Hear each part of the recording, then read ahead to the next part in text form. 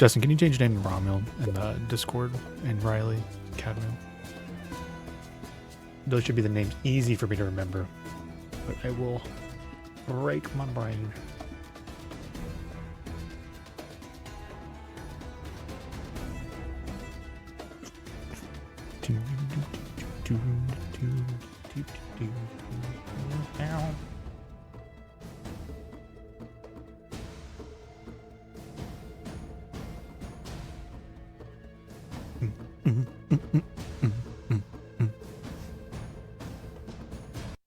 I couldn't tell your name changed, Riley, because you always have some sort of title. I was like, oh wait, no, it does say Cadmiel. King Cadmiel, shall we not forget? All right, so what's going on? Who are the Badgers? Yeah. Yep. So when we left off, you guys were in the finishing up the Tomb of Horrors. You know, a particularly legendary dungeon. And why were you here? Because Acerak, the evil lich that you fought in Choltz, but did not destroy, wanted revenge. Fun revenge. Lol's revenge. So after Cadmiel's coronation, he kind of sent some people in and stole some friends and family. Namely Baron Thamasa, Romuald's asshole father. Lady Rallyhorn, Tingle's wife. As what title? What are you, Tingles? Are you a Baron of Cormier? No, I'm Marquis something. A Marquis? Mark something. That thing. Marquis. Yeah. I think there's like 1,000 different ways to spell it, but it's like something like this, or might even be sometimes spelled with I think. Marquis. Marquess. Marquis. All right, Mark. As you have become an adopted son of Cormier after everything you all did against the dragon of Chardalon and his cult and such. But your wife was stolen. The former king of Cormier, Gadway, Cadmiel's father, was also kidnapped. And then also an old Inglorious Badger, maybe retired's not the right word, but retired from the Badgers themselves, Eamon, was also kidnapped. Emeritus. Not a good time. And so you had to track down the Tomb of Horrors. It was on a whole nother world, in a whole nother multiverse. The world of Greyhawk. Earth, as I like to say it. So you had to figure out a way to get there. Tatiana popped up. And was like, hey, Romuald. Heard stuff's going on? And then Romuald was like, yeah, I know you've kind of like, I don't judge you for who you are. And she was like, I'm a terrible person. As you all learned, that Tatiana was the one that tipped off the Serac. Not him directly, according to her. She says that she kind of just like, just kind of put the information out there in the evil world of who some of your friends and family are and what you guys were up to, hoping to get you all, hoping to get a Serac to act because she wants to defeat a Serac and pretty much take on his power. Because she apparently has some, I don't want to say trauma is the right word. I don't want to use that lightly, but she Ambition. she wants to never be hurt again. And so she is on a track for power, whatever it is. And there's always someone more powerful. So she's trying to do that. So there was a bit of a negotiation between you all if you want to even work with Tatiana. But in the end, you said yes because she knew how to get there, which was through the Shadowfell, where she seems to be hanging out these days as the lich she is. And you went through a little dungeon complex. I was home to a vampire. Tingles tried to sleep with the vampire. The vampire was like, you want me dead? So no. You defeated the vampire. And then you faced the shadow dragon. Not a legitimate reason, by the way. What was that? Sorry, I'll shut up. No, what'd you say? Not a legitimate reason to not. I said it's not a legitimate reason to not sleep with somebody just because they want you dead. Okay, just because you want dead. Yeah, right. No, you're right. You're right. I feel like James Bond has proved that probably at some point, where someone. Right. To be fair, she wanted you dead or alive. This true. You met a shadow dragon, and through the dungeon you learned he was a cursed dragon, essentially, and you helped alleviate that curse and revealed a gold dragon underneath, who had some strong opinions on the fact that you were partnered with a lich. And you all learned in that moment, I think that was the moment you all learned that she's the one that pretty much is the reason why all your friends and family, besides Asarak being just the vindictive bastard that he is, were kidnapped. So there was a big tense moment of, are we going to follow you or what? Because she has a spell called Azalin Soul Tracker that Romuald also knows now, right? I don't remember. Do you know it, or do you have a scroll of it? I don't remember. She let me scribe it into the book. Yeah. Which is, what is it, a level 8 spell is what I made it. Very powerful spell. Essentially, if you cast it on a person, and you can know their exact location anywhere in the planes or the multiverse, and you just can track them. And it's also very hard to get rid of once it's on. She had a lot of value, but there was a confrontation. There were some dramatic moments where could you talk Tatiana away from her grasp for power?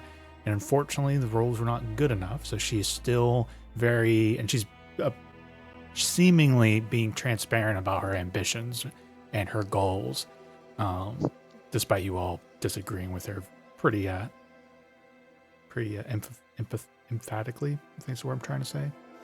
And yeah, Orcfo's like, I'm gonna kill you, and Cadmil's like, after all this is done, I'm gonna not kill you, but I'm gonna stop you. And she's like, fine. So you left her alive. The dragon then transported you all to the world of Arth, the Greyhawk setting. And from there, dropped you off at the Tomb of Horrors. It looks like, do you guys see the grayed out version of the whole map of the dungeon?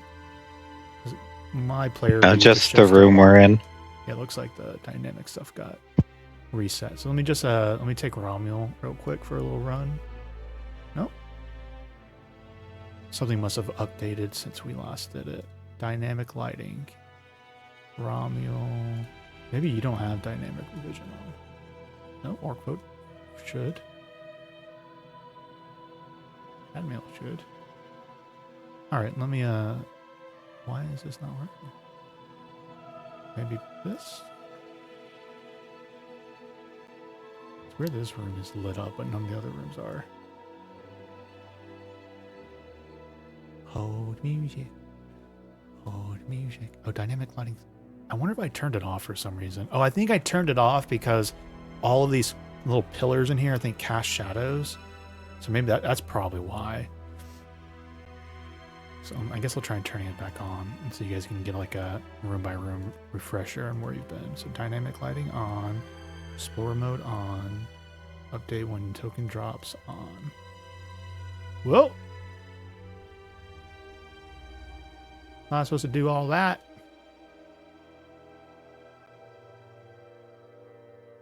Oh, well, for a second there. Oh, I wonder. For a second there, I saw only the stuff that we had been through. Oh, yeah? Weird.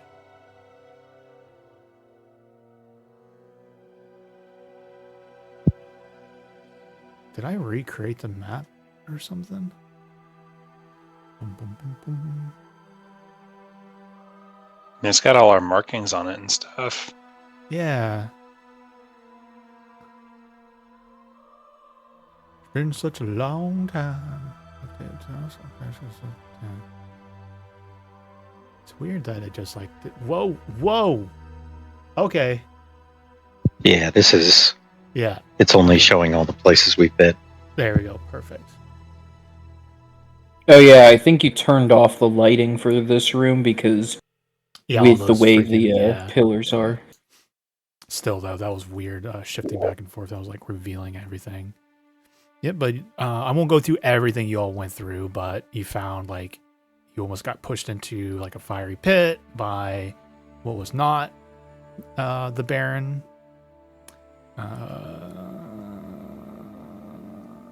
You had found Lady Rallyhorn, the Baron, and Eamon in a room filled with mist, and you were able to get them out by, I don't remember exactly, but like pretty much talking them out with like, I think like a wind spell or something to create like a tunnel through the creepy mist. And I think I revealed to you, I'm pretty sure that was the trap that was like, especially for someone like Romuald, if he got hit by that mist, it was like, okay, your intelligence score is like 0 now.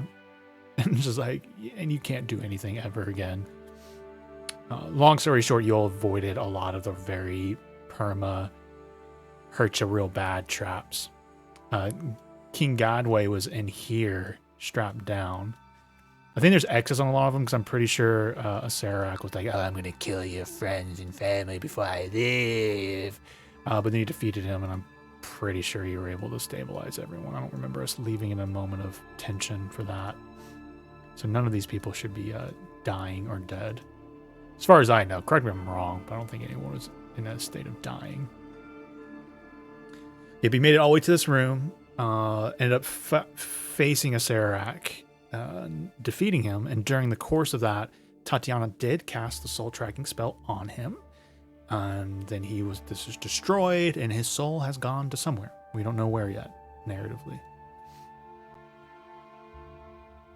Anything anybody think worth mentioning now that cobwebs are being shaken off? Anything? I think some of the people down there were dead or dying, but like you basically said that we would have the ability to bring them back, I think.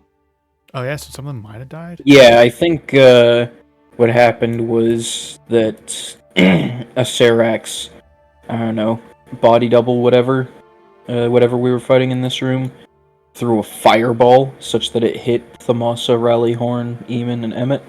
Oh, someone did get perma-killed, didn't they? I feel like someone... I should have really listened to the last, like... It was Rallyhorn.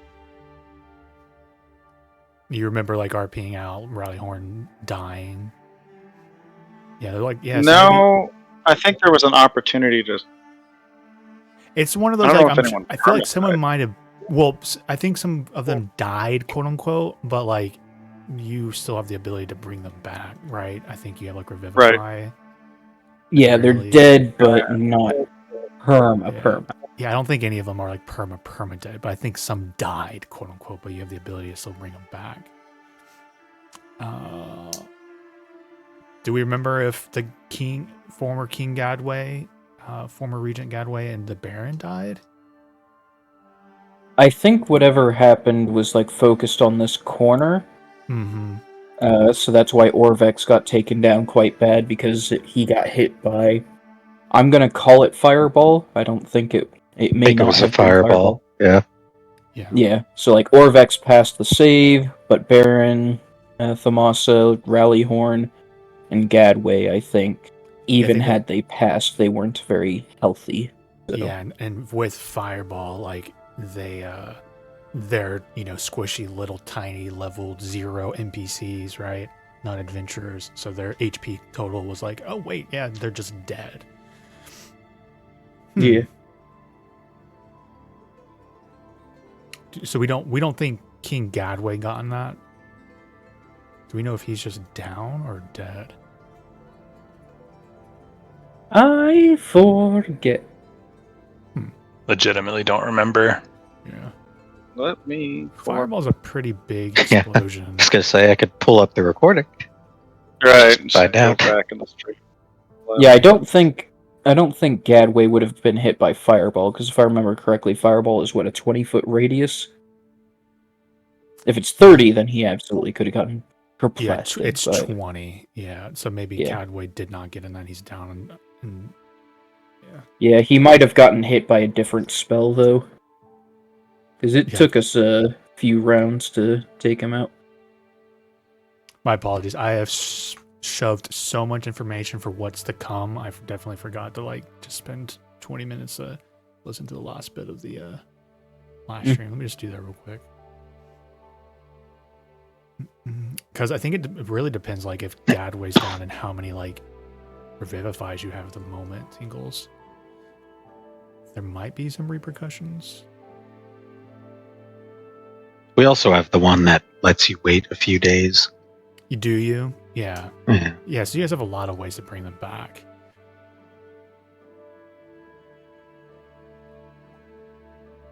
Alright, I guess I'll pull it up real quick. Totally ignored that the deck has been sitting around in orc. We still have a wish left as well. Yeah, I don't remember how many wishes you guys have.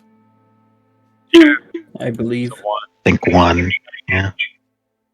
Is it one? I know we used one of the 3 to bring Cadmail back. I don't think we've used Oh. any of the others yet. Yeah, I think there's Oh, we two didn't? others. That was just the one.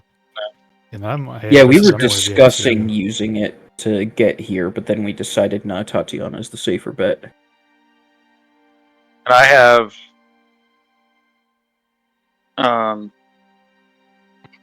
Raise Dead, which can bring someone back that's been dead within 10 days. So, if any of them are dead, let's say 2 of them are, I can bring one back now, and then, like, we carry the body with us and we bring the other one back tomorrow. I've got the last few minutes of the thing. I'm trying to find the moment where he goes, fuck you. Oh my god, am I muted? What? I think I'm muted in the VOD. There's music, but I see my Now text we'll bouncing. never know. Yeah. You can see in the roll, at least.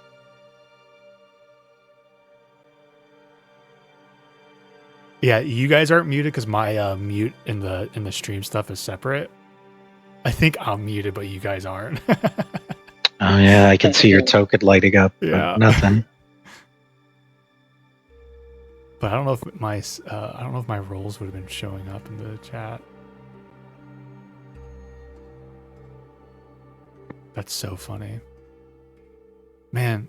All right, I'm just gonna say this: Lady Rallyhorn, the Baron are dead. Let's say Gadway is at death saving throws, and let's just start with that moment then, and you guys can kind of decide what you want to. Well, I'm gonna say Gadway stabilize because I'm pretty sure I do remember like we weren't, you guys weren't actively going against stuff like that because Orkva, weren't you like thinking of attacking Tatiana and really wanting to, but resisting it because you knew that like she's the one that did the soul tracker? Didn't that like come up? Yeah, I do remember something about that. Yeah, I think I remember because I think I remember going like, oh shit, Orpho might do this, but I was like, I'm not gonna say anything because he's very aware of the situation, but then you ended up refraining him, and I think I'm like, okay, yeah, he realized like Tatiana is the one that has the soul tracking up essentially. Yeah, so let's say Gadway's stable, okay, and Baron and Rallyhorn have just quote unquote perished.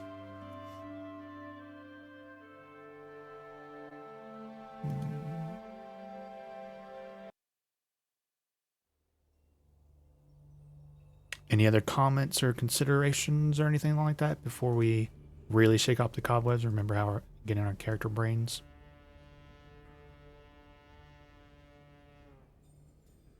All right. I need to have all of my. Rico's a girl now. Oh yeah, yeah. Rika She's got a little bit of an attitude now. also is evil. I have all my spell slots available, so I assume we, at the end of the last battle, we were considered to have a long rest or something like that. Did I clicked that prematurely? My HP is full too, and I don't remember. Yeah, I think Nate did say like at the end of it. Yeah, assume a long rest. I don't remember if it was a level up and then get everything back. What that was. Yeah, I can't remember if I Pretty leveled sure you that all was up. close. Yeah, we leveled, but my HP is still Okay, you did where it level. is, You and do I remember don't- that, Justin? yes. Okay. Yeah, so the level up, go ahead and assume you get a full rest with it. We'll do a Skyrim level up for this Got it. moment. Okay. Because we're out of the immediate. Oh, that's right. extreme I can danger. add another spell too. Shit. Mhm. Okay. Yeah. Ninth So level no, spell. I think we're good. Yeah, 9th level. Shit. You technically have access to Wish now, Tinkles, I'm pretty sure. as a bard? Except for didn't he do the thing where he can't cast wish anymore? Oh yeah, I can't cast wish with that ring. No, not with that ring. I was generous and said he couldn't cast wish from the. Yeah, I did say he couldn't cast it from the. Gotcha. Thing. Oh, you can't get it with your bard subclass? No, I've got Foresight, Mass Polymorph, Power Word Heal, Power Word Kill, Prismatic Wall, Psychic Scream, and True Polymorph. It must be that one bard class where you can like steal spells. Yeah, you're a lore bard, aren't you? Isn't that what you are? I don't know what I am. Maybe. I don't know what I am. I know what I isn't. Yeah, you are a lore bard. I don't know, dude. When I go to spells and I go to add, wish ain't there, bruh. Yeah. I think that's from the Arcane Secrets or whatever the lore bard thing is called. Where is that? So it's not a normal spell in terms of where you select right. it. Yeah, it's like to be every honest, year to be pretty able to good add it. though. Like, I think it is pretty good about going like, this is what you're available. Or yeah, magical secrets. So at 14th level, you have plundered magical knowledge from wide spectrum disciplines. Choose 2 spells, and the reason why it's not popping up is because he's already chosen 2 spells from any classes, including this one. A spell you choose must be of a level you can cast, as shown on the bard table, or a cantrip. Chosen spells count as a bard spells for you and are included in the number of spells known column of the bard table. You learn 2 additional spells from any classes at 18th level. So what you've chosen so far is counterspell and the heal spell. So next level. Yeah, but I don't think I had access to 9th level spells at that time. Yeah, you right. didn't. You know, 100% you didn't. Yeah, but yeah, next level should be very interesting. If you survive that long. In the meantime, though, I'm sorry, you can only get like power word kill instead of like, wish. I'm sorry. Right. Isn't that a pretty badass spell, though? Is that why you're being so... It is. It's one of the best villain spells in the game, because if something has 100 HP or less than 100 HP, and you cast it, there's no save or anything. They just die, and there's no death saving throws. They just die, right? Obviously, give also power word heal. Like, honestly, I don't know if I'm just bringing it up because it's always a villain on villain sheets. I don't know if I've ever had a player actually get power word kill. I could give someone full health with power word heal if we were like about to die in a serious battle. I don't know which is better. What do you guys think? Power word kill, power word heal. The power word kill, you have to like track HP and guess and all that stuff. The stun, yeah. And it's like we're probably in the past with the stun. We have. Yeah, we're probably not going to run into too much stuff that has like less than 100 HP that we would know about. And then using your 9th level spell on that in that one moment just to kill something. Yeah. If it has fewer than 100 HP, we can probably take it out. Yeah. Unless like there's one of us left. Foresight is a really, really cool buff spell. Make sure you read it that one. I think it's probably the best buff spell in the game.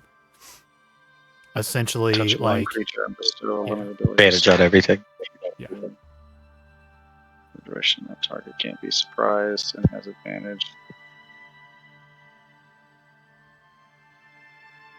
It's not concentration, and you essentially give either yourself or one of your allies advantage on everything. Oh shit! Yeah, that is pretty badass. For 8 hours. Yeah, and then disadvantage on attack rolls.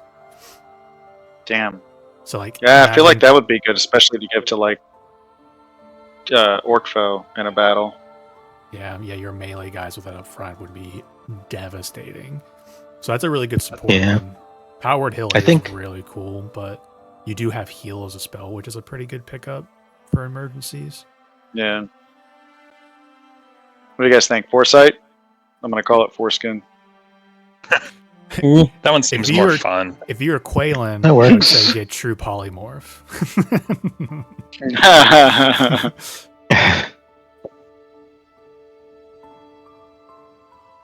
Psychic Scream. You unleash the power of your mind to blast the intellect of up to 10 creatures you can see.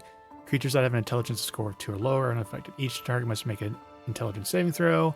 On a failed save, a target takes 14 d6 psychic damage and is stunned.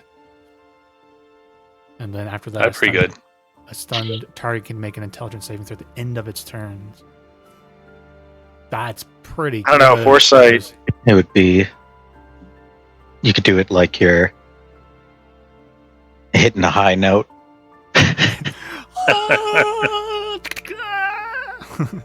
My ears!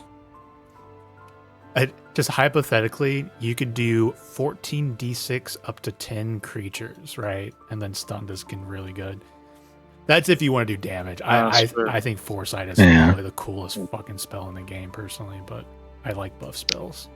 I haven't really decided on what I'm going to pick up either. Do you have some that you were able to transcribe with all those books you've been collecting over the years? One. I just have Power Word Kill. Just Power Word. Just Power Word Kill. But it's pretty much it's a toss up between Time Stop and Vulnerability and Meteor Swarm. Meteor Swarm just because I feel like I have to as an evocation. It's the highest evocation spell. For those who don't know what Meteor Swarm is, this is. I don't think have I used this against you guys? Did a Chardalon use Meteor Swarm? No. No. Yeah, each You creature can in a 40 sculpt that. foot. Yeah, It's an evocation. Yeah, each creature in a 40-foot radius sphere. So essentially, if something gets caught in that, it's 20 d6 fire and 20 d6 bludgeoning. +5. +5. and you can amp that, right? Can you amp that one? No. Overchannel's 5th level or lower. 5th level. Okay, that's fair. But So, all the fire damage can't roll a WUD, so all the WUDs will be 2s. Jesus. Let's just do a hypothetical roll here. So this is the fire damage. So that's an extra 1, 53, 2, 3, 4, 5, 6. So is that 59 just off of that? Yeah. Oops. That is not.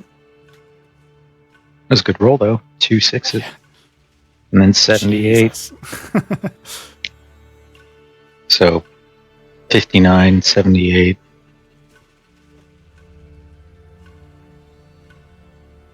$137.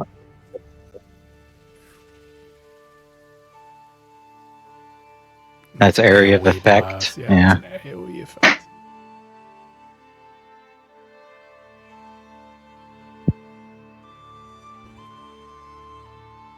Guess I'll go with that. You're like, yeah, I guess I'll go with that. Invulnerability, just because I have this idea of casting it on myself and then over-channeling everything, so I don't take damage from the over-channel.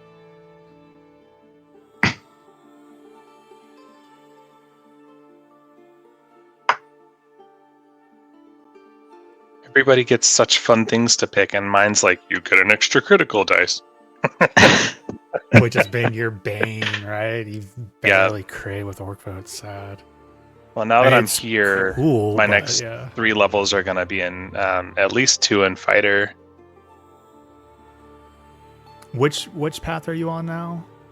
Totem? Yeah.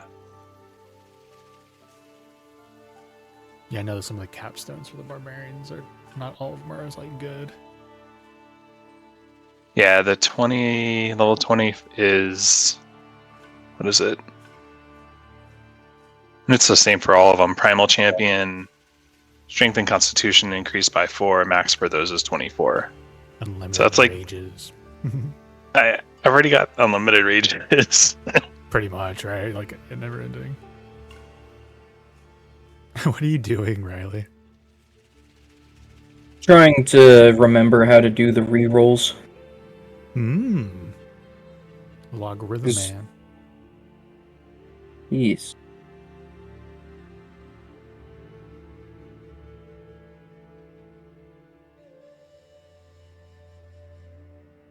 Oh yeah, your strength score is already buffed, right? So like Primal Champion doesn't give you that much of a bonus.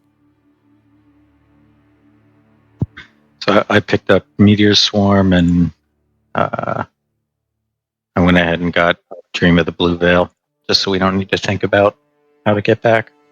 Smart. Yeah, the weird thing will be the item, but whatever I'm not sure what utility you're using for in what specific ways, but I think it can be a person as well. oh, can it? Let me check. Dream of.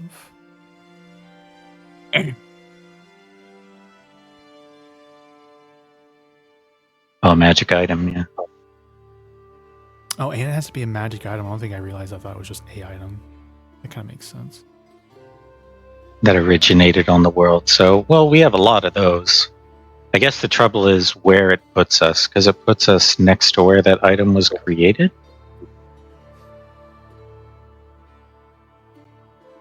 Or where that creature was born. So can you do a person? Alternatively, you can cast a spell if one of the affected creatures was born on the other world, which causes your destination to be a safe location within 1 mile of where that creature was born. Yeah, that last little line there is important. It's a 10-minute spell.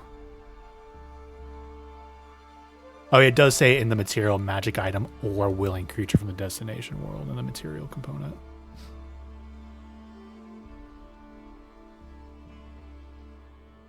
I figured out how to do it.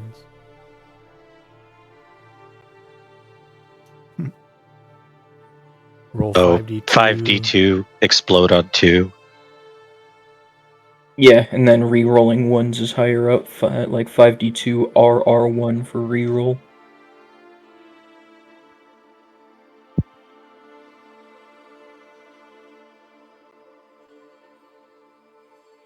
What will you end up getting with the fighter dip, Jeff? Will you end up getting action surge on your next level up, right?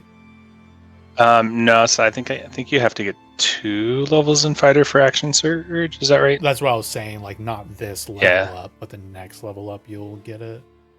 Yeah, I can't really remember. Are you just I think first level. Sorry, you can go ahead.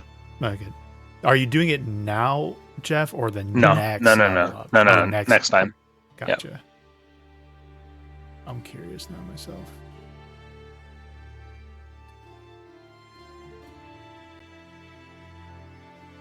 Mostly that's just the only class I can multi-class into with my role, with my stats. I think Travis Willingham with Grog did champion to get that crit on 19 feature, I think. Yeah, I think that's probably what I was looking at. I think you get second wind. Yeah, so 3rd level gives you the archetype, yeah. Though you could always pick up Battlemaster and have some, if you want some flexibility for your playstyle. Because I know Orc was a little one-noted for you. Yeah, I think since I have the extra brutal critical, I'll probably do the one that crits on a 19 as well. Just squeeze out the yeah. Okay. Probably. If you guys love the 6 level 20. Right. Yeah, for sure. Good luck.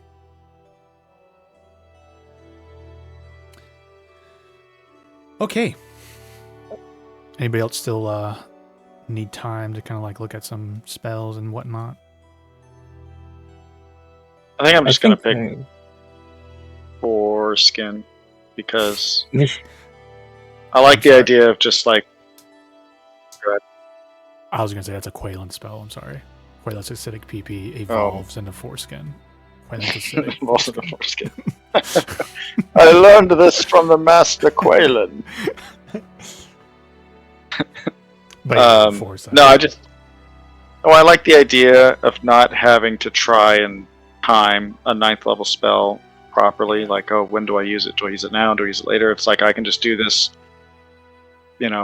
before we do a dungeon crawl, and then that person is buffed for 8 hours. Boom. It's like I can do that every day. So I think that's going to have more.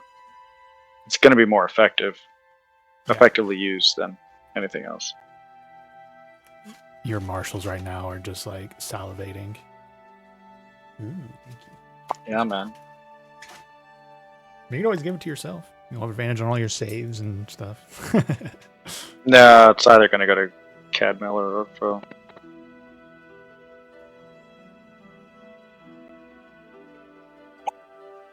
Okay. All right.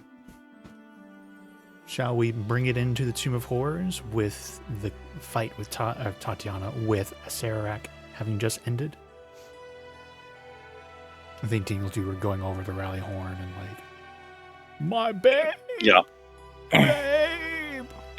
Don't go, babe! For those who know the reference.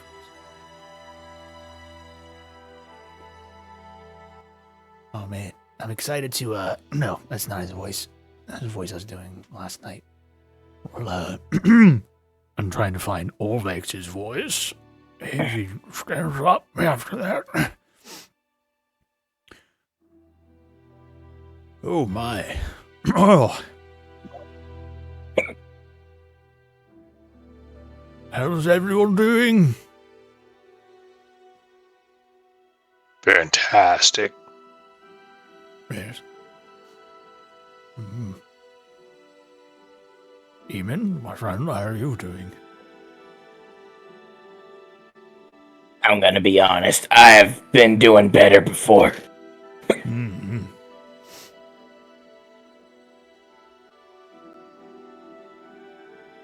Cadmel, how are you doing?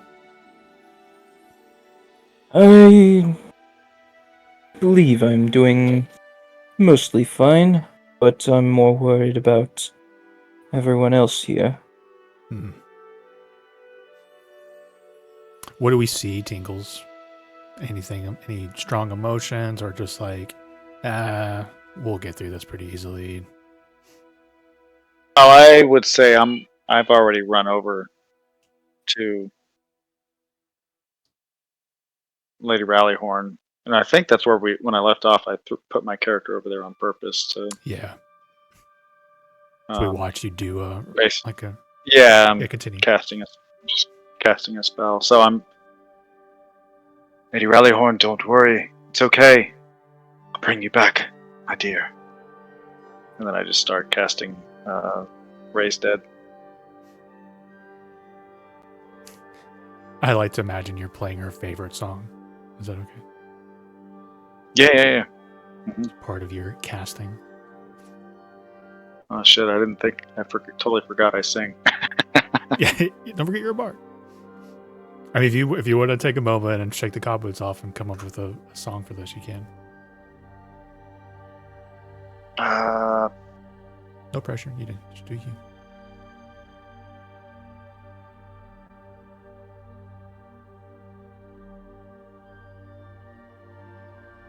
Nope.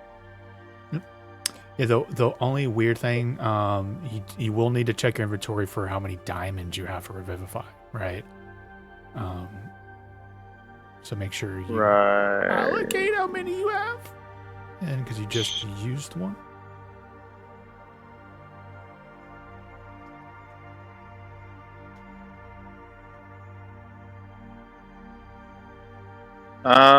Diamonds. I don't have any diamonds. Mm-hmm. Oh, yeah? I sure don't. I have a bunch of gem encrusted bowls. Which was the Heroes Feast thing. Right. Okay. Go ahead and roll a d6 for me. D6 plus 1. Cool. You could have had 4 diamonds worth 300 gold in your inventory. So make sure you add it. And that will go down to 3.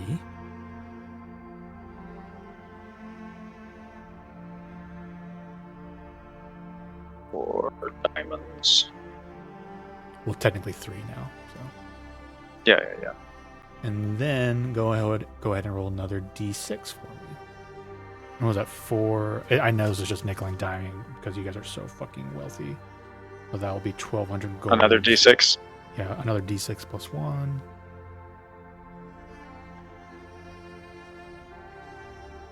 Cool. You have 5 diamonds worth 500 gold for raised dead. If you want, you could go lower, but it's not like money's necessarily an issue for you. So that's 1,200 gold for the raised dead diamonds, and then 2,500 for, 1,200 for subtracted for Vivify, 2,500 subtracted for raised dead diamonds. If you want to use that many. Okay, so I can add how many more diamonds? Sorry. You have 3 diamonds worth 300 gold pieces, and then 5 diamonds worth 500 gold pieces. Oh, okay. Okay. Let's do these for are the more 300. other spell. Okay. And then 5. Don't know what you're doing, Justin. Oh, I'm sorry. I was blowing into my hands. Yeah. I thought it was your dog doing something or something. It's like No, I didn't realize I was unmuted. That's funny. But since we're on the topic of like kind of loot and stuff, is the Sarak's body still there? Oh yeah, it's important. His body's gone. And nothing was left behind. Justin, get fucked. No, I'm pretty sure Justin knows the items he was carrying because after the Tomb of Annihilation, he like looked them up. And that's not a complaint because even I didn't know his Sarek was gonna come back. And doesn't he have an arch? I think he has a. He has an artifact. Yeah. Well, I think he has the. God, I have so much information in my brain. D&D has been like. I've been having to get the cobwebs out in general. The robe of the Archmage, I think he has one of those, which you guys already have, I think. All right, let me pull up that stat block from that adventure, because it pretty much would have been the same thing. So I need Tomb of Annihilation. Maybe I'm thinking of somebody else with the... Yeah, I don't think he has it. Oh yeah, he doesn't. I thought he had one. I think there's a different villain or something else. I think I know who you're thinking of, though. Who do you think I'm thinking of? Zablina from Wild Beyond the Witchlight. No, I don't think so. Someone else I've. Oh, I think I know who I'm thinking of now. Yeah. That's for. And I don't think any of them are like wizards. There's like no spellcasters on Tuesday, so none of them are getting used to it. But you're right, there is a staff on the ground. This crooked staff is carved from bone and top of the skull of a forgotten archmage. Etched into the skull's forehead is a rune.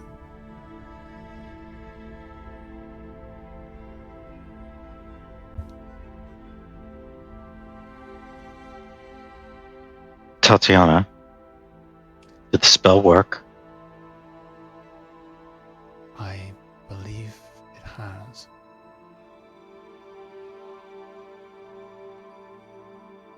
Does his soul remain in this world? No. This world... His soul does not reside on this world or any other world that I can feel. What do you know of the plane Limbo?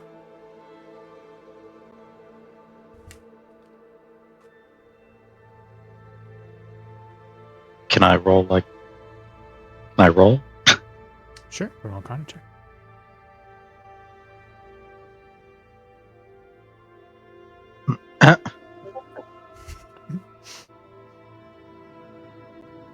It's a plane out there.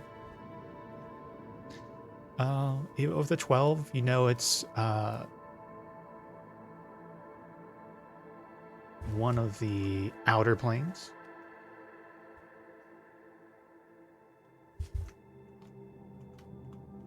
I think it has a title, yeah. You know its title. The Ever-Changing Chaos of Limbo. But that's pretty much it. I think I've heard it mentioned somewhere.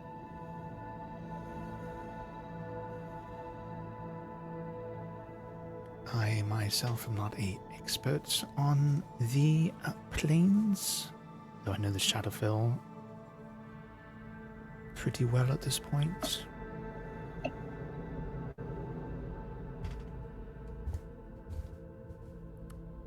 She picks up the staff.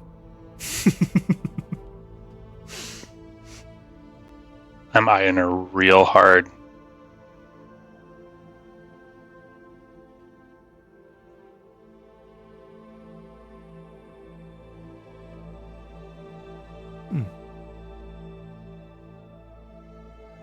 The Staff of Oserak.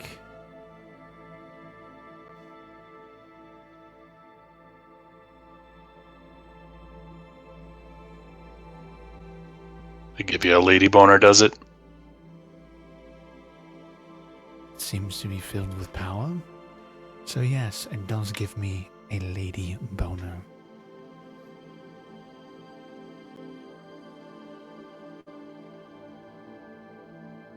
Somebody want to hold that thing? There you go. I suppose you can identify it.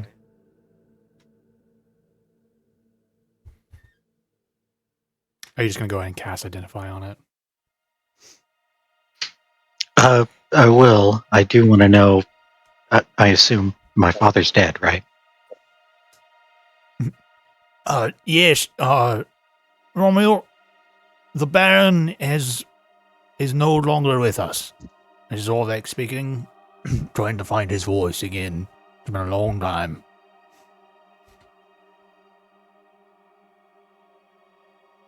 Tingles. Can something be done about it? Oh. I was planning on saving these diamonds for us. Just in case. Would you like me to bring him back from the dead? You can use the ones you were going to use in place of me. I don't think resurrection magic's going to really work anymore, unfortunately.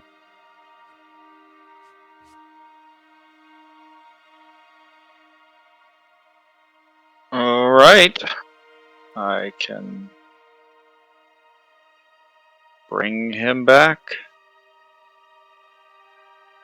Then I'll leave you to it, and then I'm going to start to identify the staff. All right, so this is going to be one of those weird ones. Obviously, this is going to be some meta mechanical knowledge. It's an artifact, and is the Staff of the Forgotten One. But I do ask that no one actually looks up its stats, because D&D Beyond does not do a good job of hiding dangerous things that are on magic items that technically Identify does not reveal. So it is the Staff of the Forgotten One. If you attune to it, you would get a proficiency bonus to intelligence and blah, blah, blah. All right, I'll just post it.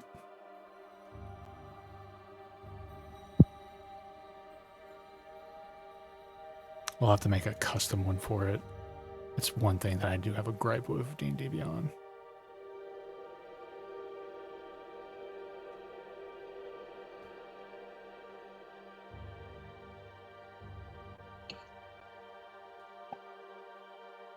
Yeah, is this the first artifact that you guys have? I know you guys have legendary items, but I don't think any of you... This is like the highest tiered officially artifact. This is the only artifact we've come across.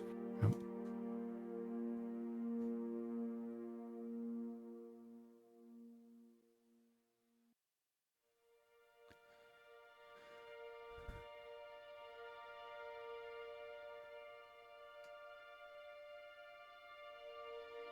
That seems pretty good.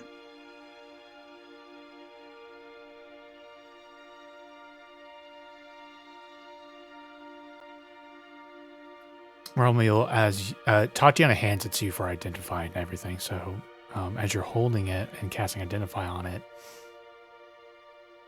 or you've cast it, you hear a voice. You are not him.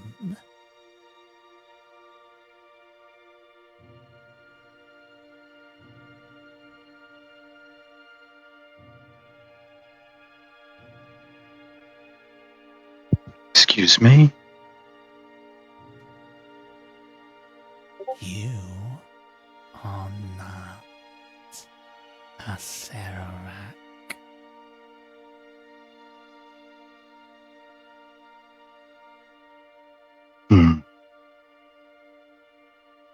No, I'm not.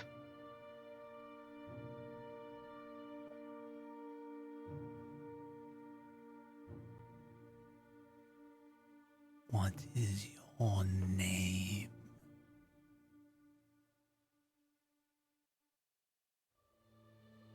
My name is Romeo. Are you one of the trickster gods, perhaps? Or another god? Sorry. Endangered adult. No, I am Amber. I am no god.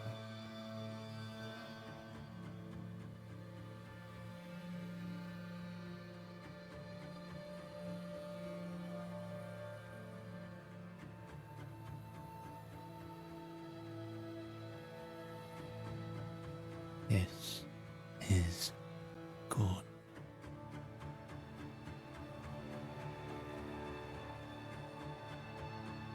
This is good. Is that what you said? Yes, it is.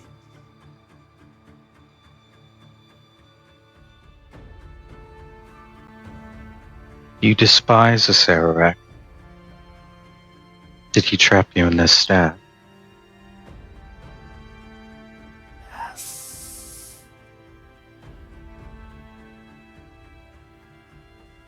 I have been in this for eons.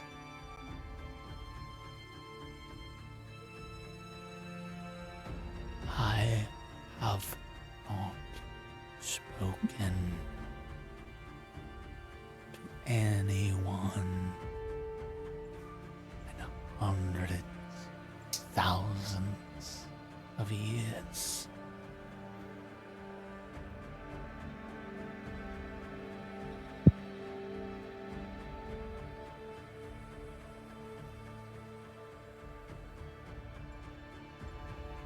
Will you free me?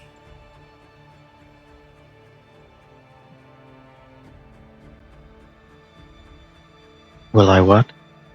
Free me.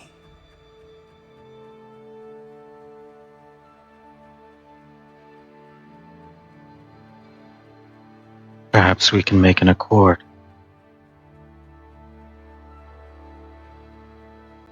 I mean to destroy a Sararak.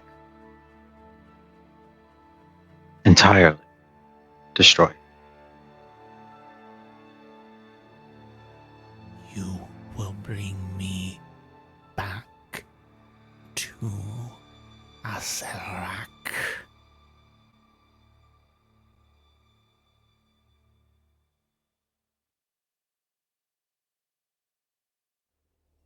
I don't need to. You do not. If you know where he is by any chance, where he resides. You have defeated his physical form. He goes to awaken again to his phylactery.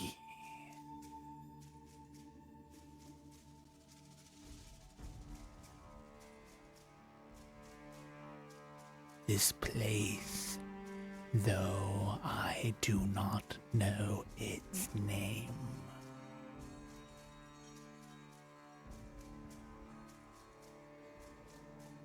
I am the Forgotten One.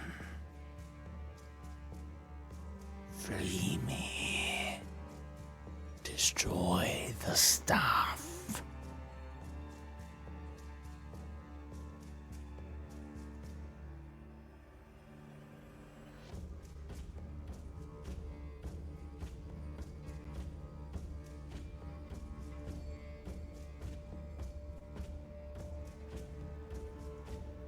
You don't know where his phylactery is? No.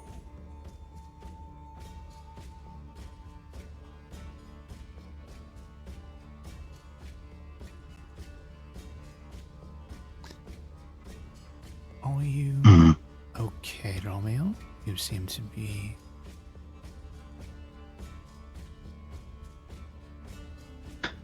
We were in the tomb of annihilation. Found a wide variety of magic items, but all of them were laced with some type of spirit. Most of them were the trickster gods that inhabited Chult a long time ago. This staff seems to be housing some person for thousands of years.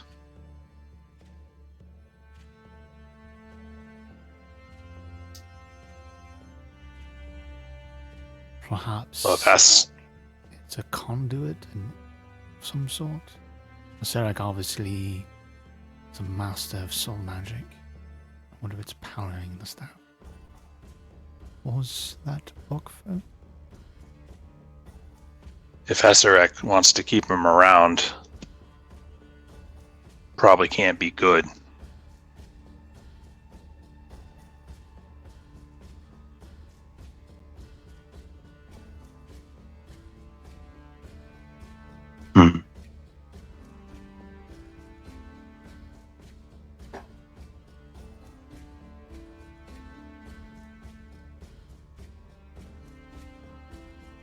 The spirit, whatever's inside of it, doesn't have much information. Seems a lot gloomier than the trickster gods were.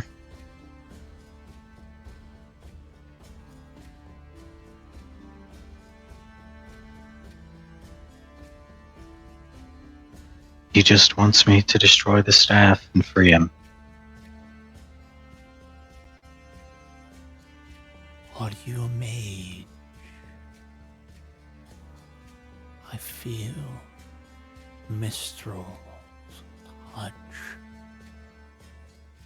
through you very strongly.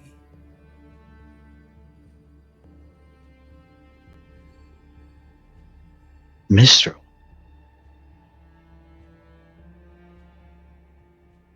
Yes. Mistral.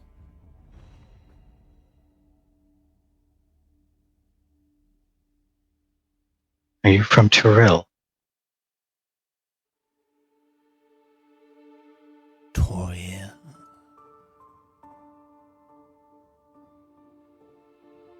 I hear an echo. Echo of a world by that name.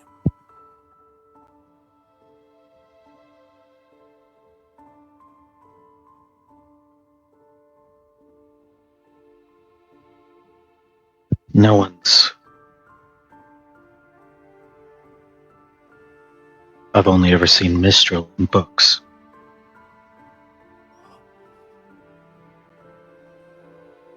What do you mean?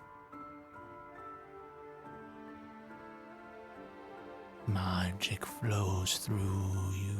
You know her very well, I would imagine.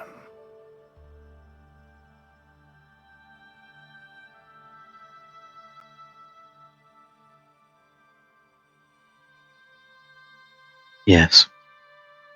I am a mage. I know the weave. You were as well? Magic. Bending it to our wills. Yes. Perhaps I was a mage.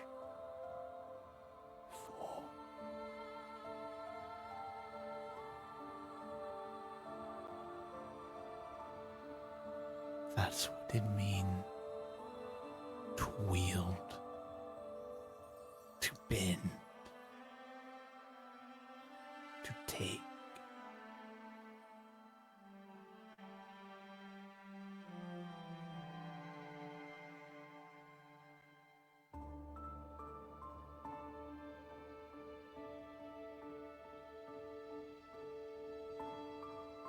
Oh, look back up at Tatiana and Orkvo.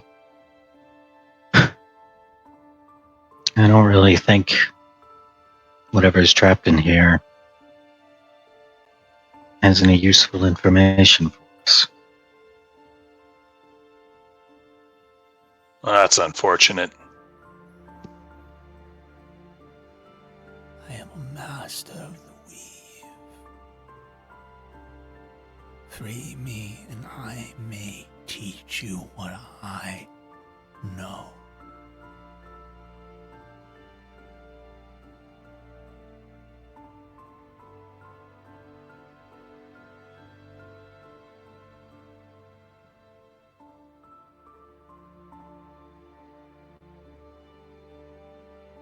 Oh shit, sorry, I'm reading that off to the side. Yeah, you do know there is an action for destroying the staff, but you know if identify that it's a huge explosion.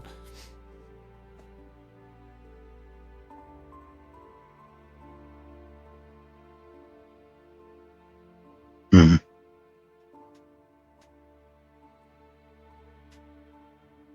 Well, an item like this, I don't want to just make the decision on my own. Whatever you choose, do not take me back to Azerak.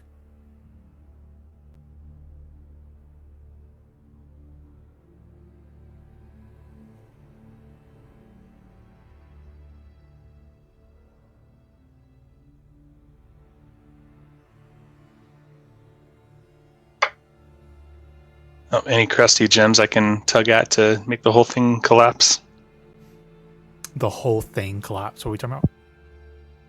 Like the The room? way back okay. Oh, Forgotten. There is a statue. Who's trying to kill us?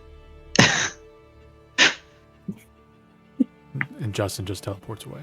Romuald's gone. Mm. Rocks fall, the party dies, except for Romuald.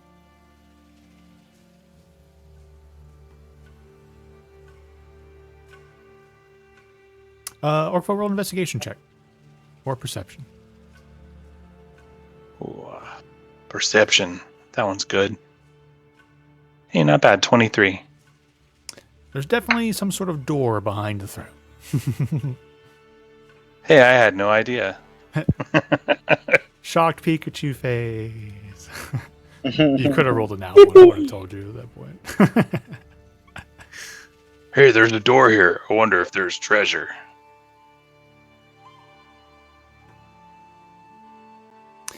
Yeah. I'm actually down to kind of just speed up that process, actually. You all successfully can figure out how to open the door, pop it open. And you do indeed find some treasure, find some traps, etc., etc. Nothing here is going to try and kill you, though. I don't want to waste time on it. But what I would like everyone to do... Actually, let me just start with one person. I think I need to go through this. Orkvo, I would like you to roll a D100 for me.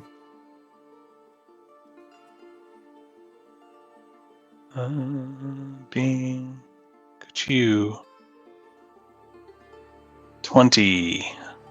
All right, I need you to roll again. You need to get a 86 or higher. So keep rolling until you get an 86 or higher. 44.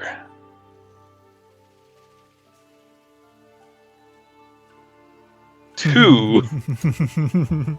We might be here for a bit, but I swear this is for good causes, and it's the only way I think I can do it this way. 69. Nice. Yes. 73. Giggity-goo. All right.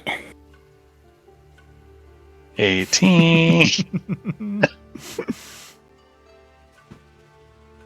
20. So while I might he's switch. doing that, Yeah, right. 6.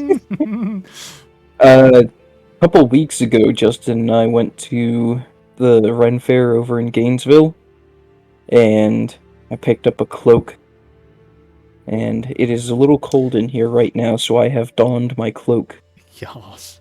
I guess the best way I can do this actually is just to make you roll a d24, I think. I guess that's the way I can do this. Sorry, I have my own custom table, and I'm trying to think how to do this to eliminate certain options. Yeah, so go Alright, I'll just do it. do d24. You said it was like a D100 that he had to roll above a what? 86. Okay. And I didn't. That would be 14, I believe. You're right, it is 14. Yeah, go roll a d14 for me. Sorry. Okay. Thank you very much, Riley. Yeah. My brain just went 24. Wait, that's almost 25, of which... I thought he had some ulterior motive. 14. Woo, he got 100 on it. Okay, Yeah. at least that made that easy for me, because you got it exactly 86. Now hold music. Okay. Now you need to roll. This one you don't do anything special yet. So roll a D295 for me. 150. So what I have done is, so in the Dungeon Master's Guide, there's random magic tables, right, for magic items. The problem being is it does not include expansion packs like Xanathar's and everything has been released. So I went through D&D Beyond and created my own random tables. You rolled an 86, so now you then rolled on the rare item table, which there is 295 of them. And so now I'm going to go find the 150th item of the rare items that I have unlocked, and that is going to be the random thing that you find. Yay. But the D100, normally it's a common item between 1 and 60, uncommon between 61 and 85, and then above that's rare, very rare, legendary. This is Tomb of Horrors, so I didn't want people getting common, uncommon items. So this was skewed that you were guaranteed at least a rare item. All right, so this, okay, I need to get to 150. So 20, 40, 60, 80, 100.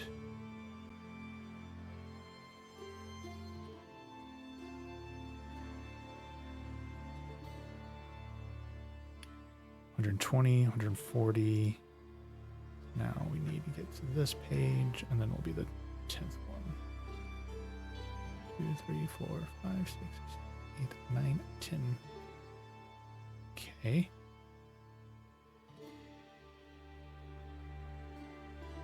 Opal of the Ild Rune.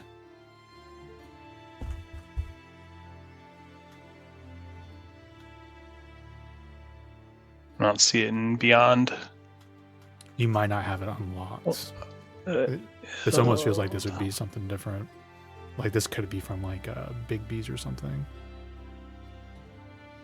SKT. I've not heard that acronym before. Storm King's Thunder. Yeah, it's the campaign Storm King's Thunder.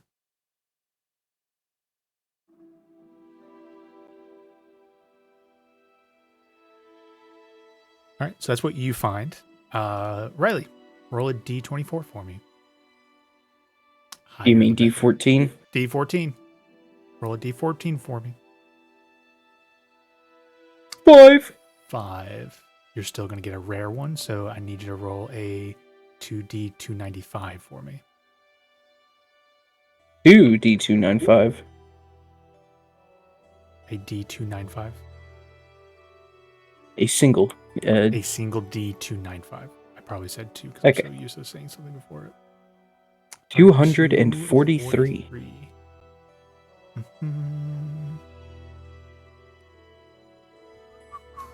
You do this. So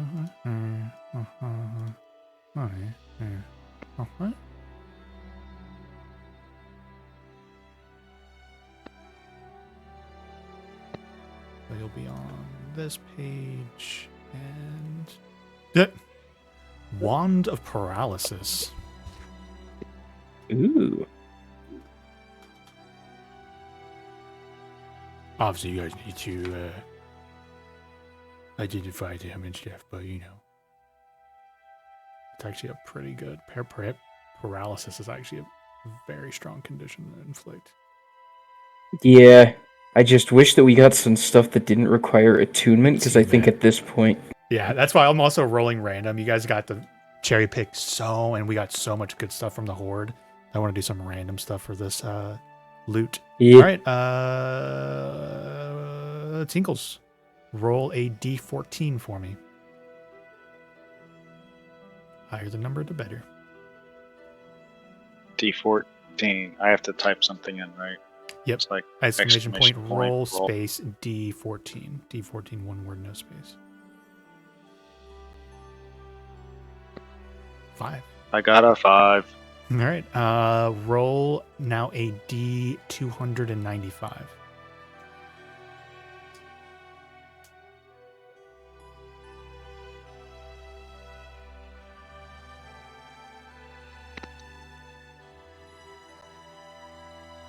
Okay, 114. Okay, so I need this page.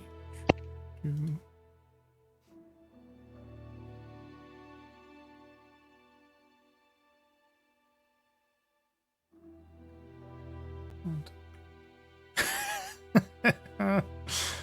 You found a flying chariot.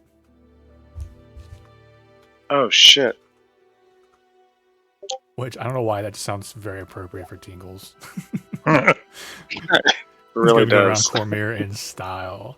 Okay, who have we not done? Romil, go ahead and roll a D14 for me.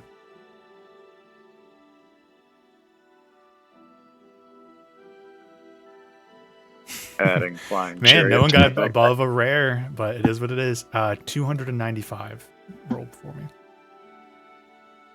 Wait, I'm trying to figure out how that worked, because I thought Orcfo got a... Wait. Am I doing it wrong? 14. Yeah, he got a 14, Oh, yeah, so I'm now we've hit both subtracting extremes. From it. Oh, sorry. You're totally right. Riley, please keep me in check. This is so messy that I'm trying to figure out how to do this. You're right. I was subtracting from the 14. So what did... Yeah, I think I did it wrong. Yeah, so Orcfo... So rolling low was the good thing. My apologies. So Orcfo got the rare. And then... Riley, you have gotten 95, which is still a rare. Same with Tingles. Tingles. And then... Okay. So, now I'm thinking about it. You had to roll 100 to get a legendary item, but since your minimum roll is a 1, you just rolled a legendary item, Justin. So I need you to roll... It's crazy how many magic items actually are in this game. I need you to roll a D176. So now I've only found an artifact. Artifacts are not even on this table. So that kind of just fucking crazy. Okay. Let's see what legendary item you have found. Yeah, very rare is very hard to find too, because those are, as I've been learning, those are actually very strong items in their own right. Oh my goodness. Just to tease you with what's on the page that I just opened up is deck of many more things, deck of many things, deck of several things. That's what you were bumping up against here. So 1, 2. Okay. The deck of a few things. Oh Just reminded me that we have a deck of many things. You do. Specifically, Orcfo has the deck of many things. So, you found something you guys already have. He got a deck of many things? No. He's got your Dragon's Wrath weapon. Oh. A legendary version of the blade that you have. You can dual wield it, yeah. 2, 3, 4, 5, 6. Oh, gosh.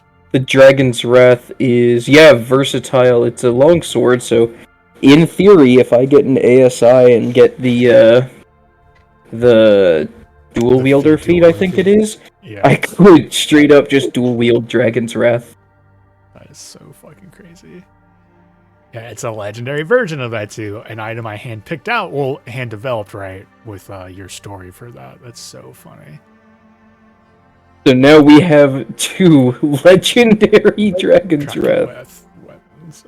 So that's the Ascendant one with all of the features. Yeah. So goodies have come out. I'm actually going to take a 10-minute break early because dinner just got here, and it's dinner that I don't want to get cold. So I'm going to be a little selfish here and go and call the 10-minute break early. So 37 after. Yeah, you. Back. Yeah. Alright. All right, guys, be right back. I will lay down with my cloak. Yeah.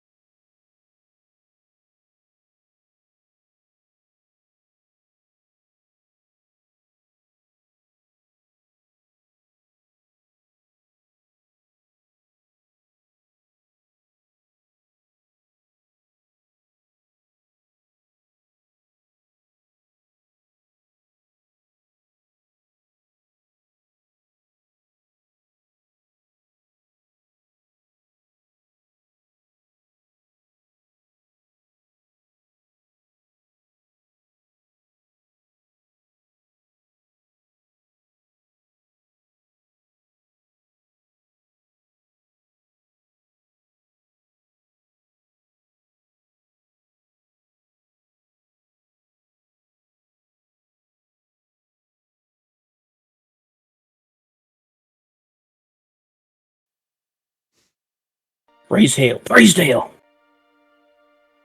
What'd you say? Raise hail. Praise Dale.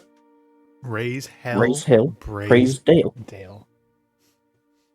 Yeah, Dale Earnhardt. That is a name I have not heard in a long time.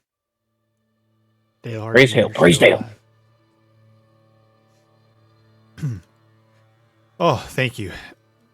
Mish had gone out to eat with her brother to Mojo's Barbecue, and they brought back my favorite foods from there. And I could not think straight with it sitting in front of me. I was like, I can't let this go cold. I think the last time I went there, Nate, was with you. Really? Mm-hmm. Long that was time? a long time ago. That was a long time ago. God dang. Because I'm like, I don't remember that. Okay.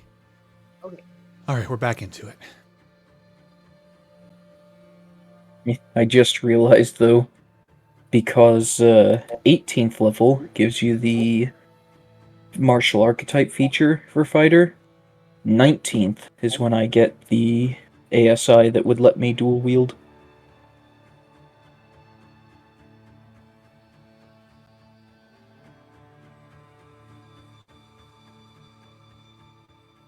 All right. Those are the items that you guys rolled for, but for the adventure and the Tomb of Horrors is what they officially have in here. A defender. This is going to be, it's all weapons, which is kind of silly. I don't think you guys will get any mileage out of this stuff. All weapons, all the time. Shadow Wizard Money Gang. We love casting spells.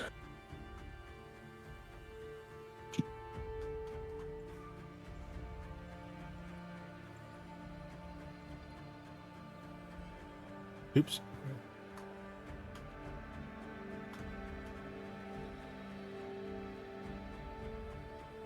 All right. A defender sword, a sword of vengeance, a berserker axe, and a spear of backbiting being the specific magic items.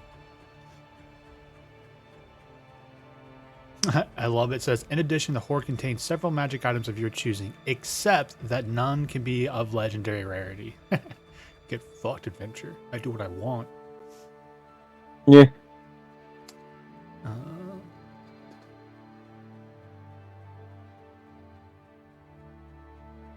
To be fair, it does say like 1 magic ring, 1 magic rod, 1 magic staff, and 3 wondrous items. Do you guys want me to find items for that? Because I mean, most of the stuff's gonna be attunement. Should I bother? Like, I don't want to. Yeah, not really. Yeah. Anybody want me to? Like, I don't want to. Finding items is so rare. I don't want to take it from it. But you're the one party where I feel like you've been magic items up to the gizzards. At this point, I'm not really sure there can be a magic item tempting enough for me to want to Exactly. get rid of anything I already have. Yeah, so I feel like not to waste time with it. I would be tempted, but like, I mean, if, it even takes if one something person's pretty good. tempted, yeah. Let's We can see, also let's- like look at this later too.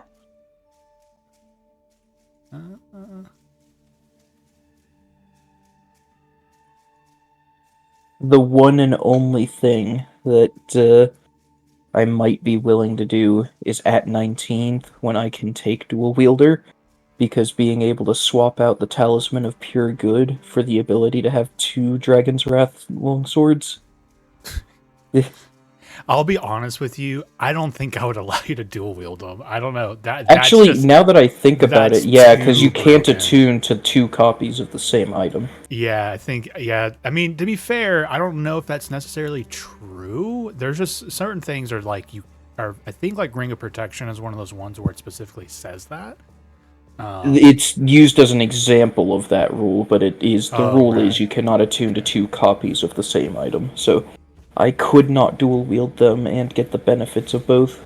And it's like, as much I'm enjoying giving you guys game breaking items, you having 2 of those swords you were already broken with that item, I literally think I would have to draw the line on that. It's so funny. Yeah. Could he not get any of the mechanical benefits, but thematically have two of those? 100%. Yeah, it's just the mechanics, obviously. Jeff, roll me a d16. All right. All right. This one for simplicity. 1 is the low one, 12 being the high one. 1, 2, 3, 4, 5, 6, 7, 8, 9, 10, 11, 12. A ring of spell storing.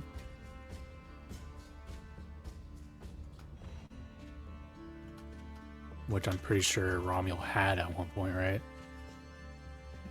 Yeah, I still have it. Yep.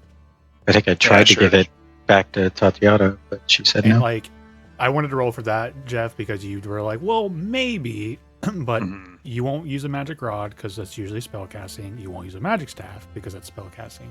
And 3 wondrous items is just, that's a lot of randomness of what it could be. So I wanted to roll for the ring at least to see what it ended up being. Okay.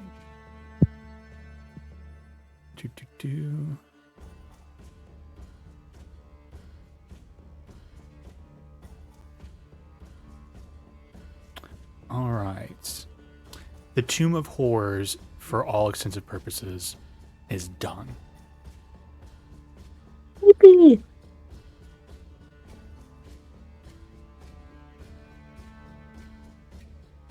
You would have gone through the false treasure room, found the real treasure room. I'm using Cadmiel's token. And you had come across these doors down in the hallway down here before, but they were legitimately impassable one-way doors. And I was free to get a hint that there was something on the other side. A secret room south of that throne room. So, I guess there's the Baron. You guys talked about it, but sorry, we were all over the place. And then Gadway to be resolved. Gadway's stable. Edgar is still dead, right? I don't think Romuald, you said he could use 1 tingles, but I don't think we actually went through with it or not. Yeah, I could throw him in the bag of holding for, a little while, a couple of days. He ain't not gonna mind.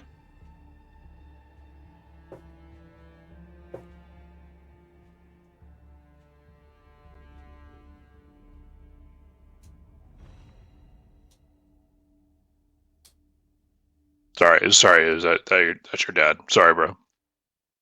It's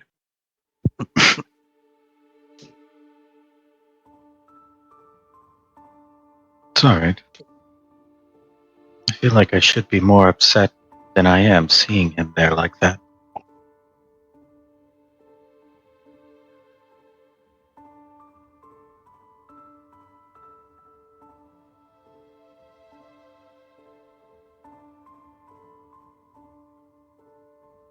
I mean, you don't want to leave him, do you? No. All right.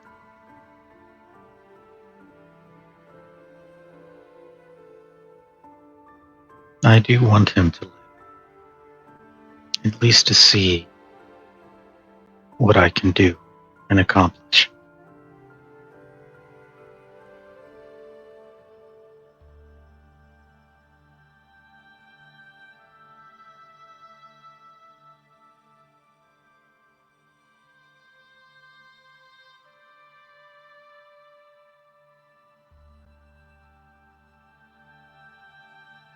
So are we just going to stuff him in a bag, or is Tinker's going to resurrect him? It's been over a minute. Oh, I'd already said I was resurrecting. I mean, technically it takes an hour to cast the spell, but yeah, I resurrected both. Revivify pretty instantaneous, if I remember correctly. I don't have Revivify. I only have Raise Dead. You don't Dead. even have Revivify? Nah, dog.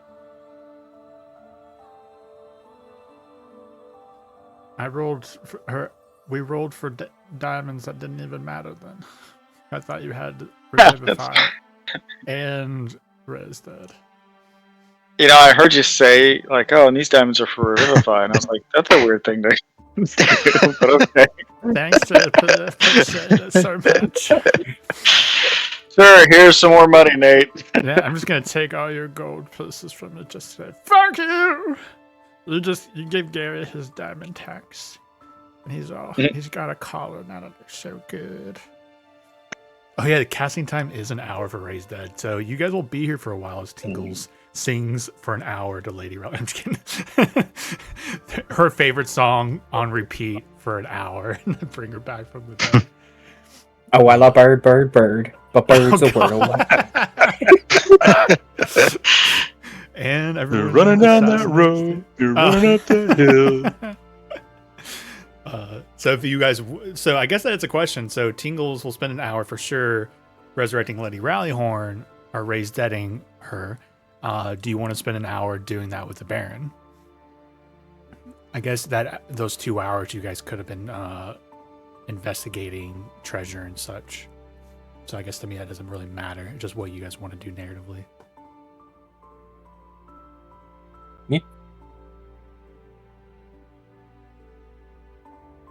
Yeah. I think In the after bag. dealing with Put them in the bag. I just like the idea of stuffing things in this. I started put him in the bag. It's kind of a dick. Right? Or how about we resurrect him and then put him in the bag? But they're both.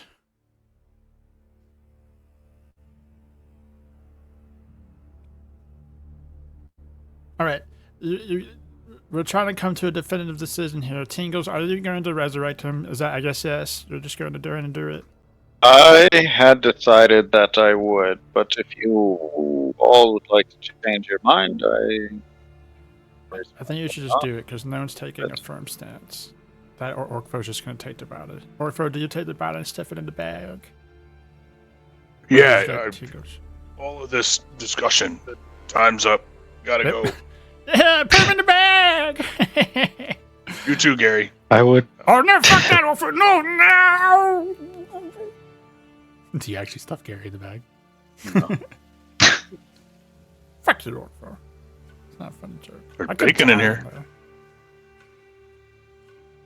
I thought, don't people like die in the bag? Yeah, you got 10 minutes, man. But you don't have a stat block, so I think you're safe.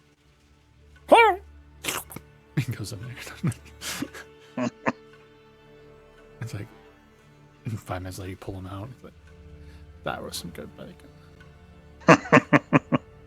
I think you ate his dad's ear. I was gonna say, like, I think I might have ate some of his toes, Rob. I hope that's not a problem. It was all just kind of mushed together, and then I was just biting and chewing.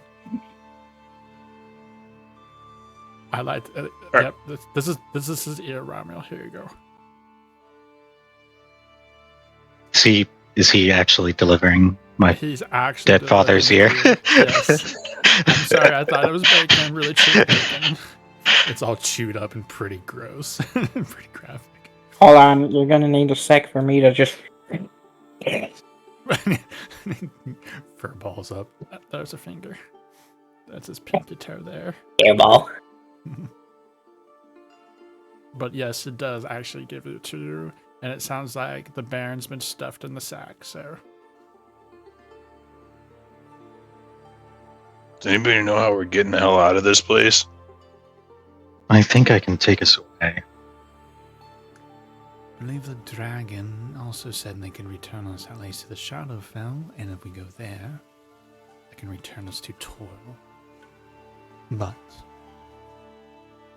how could you get us out of here, Romeo? Well, I paid close attention to that dragon.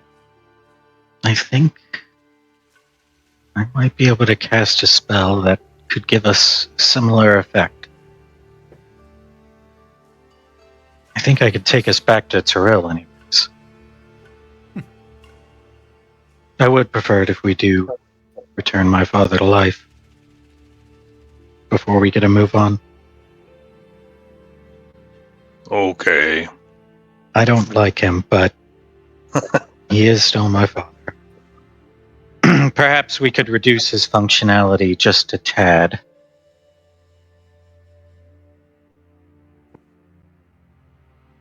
I think with Reds with Dead, there's like, isn't there some debuffs going on?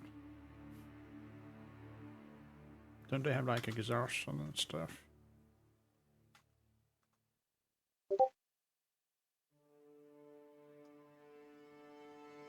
Oh yeah.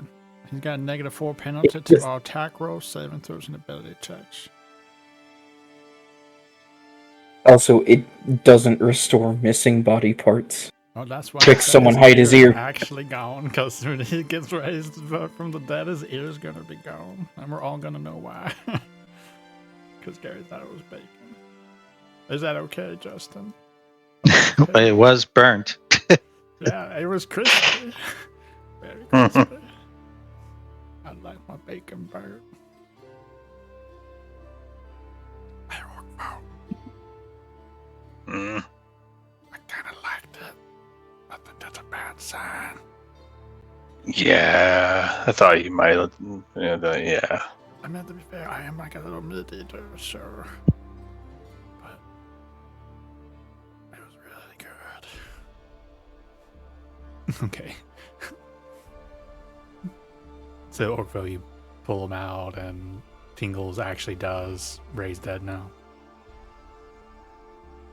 According to Romual's wishes. Yeah.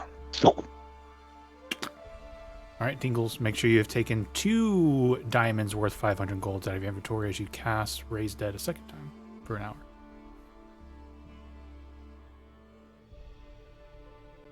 Did you hear me, JP? Can you not hear me? Oh, no. Now we If can. you were talking. Yeah, just heard you that time. Damn it. Okay. Let me check something.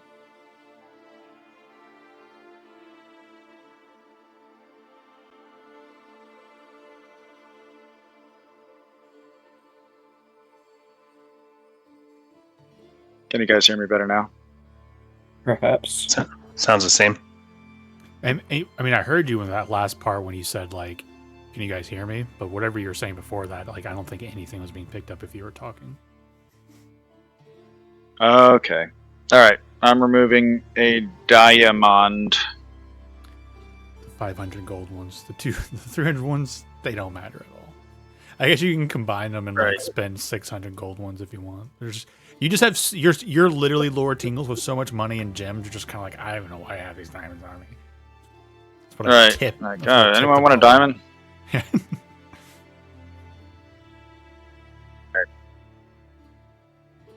Okay. For your own narrative, though, as you're moving over to that, I need you to be honest with me, Tingles. How do I look? It's Lady Rallyhorn. Wait, what the hell happened?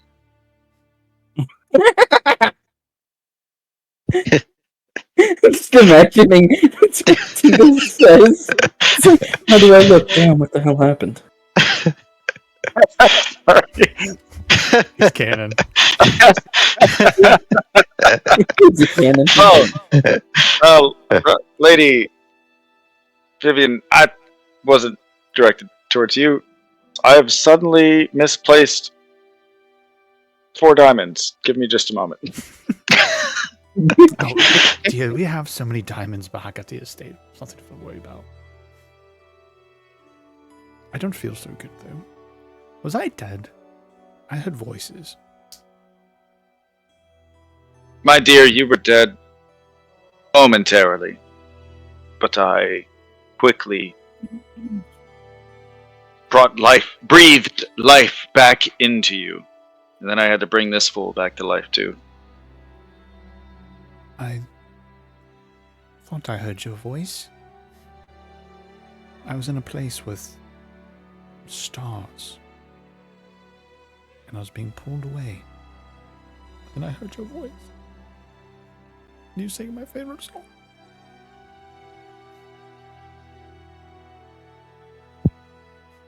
What's my favorite song, Tingles? Putting on a spot. You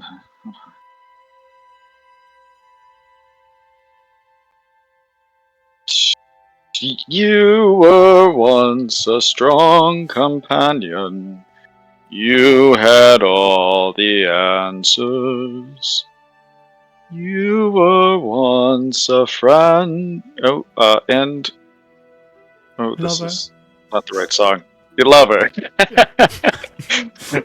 Then your world was shattered. Wishing you were somehow here again. That's the song. Wishing you were so. Or you also like, remember me. When I hold you in my arms, remember me. Each time, how's it go? You hear a sad guitar. That's not my favorite song. Shit. Is that one of your former lovers, Tingles? No. Maybe that's why it took a whole hour. I'm just projecting a narrative. It doesn't have to be that way. Yeah, it's hilarious to me. Yeah. Oh gosh, that's Lisa's favorite song. Oh, Lisa. Okay. Hold on. You are music, beautiful music, and you are light to me. That's your song, right? That one? It is. And that's the song. That's the one I sang, right, guys? I sang that one. I just got a little flustered. Oh, I heard you because I had to through bring all the your other vivid fool up. redemptions. I heard all of it as you sang to me in the afterlife, I guess. Look, you're alive. I think we should fuck. Darling, I'm not trying to throw shade. Although I'm still very upset with you with the vampire, that you would do that without me. We'll talk about that later, though.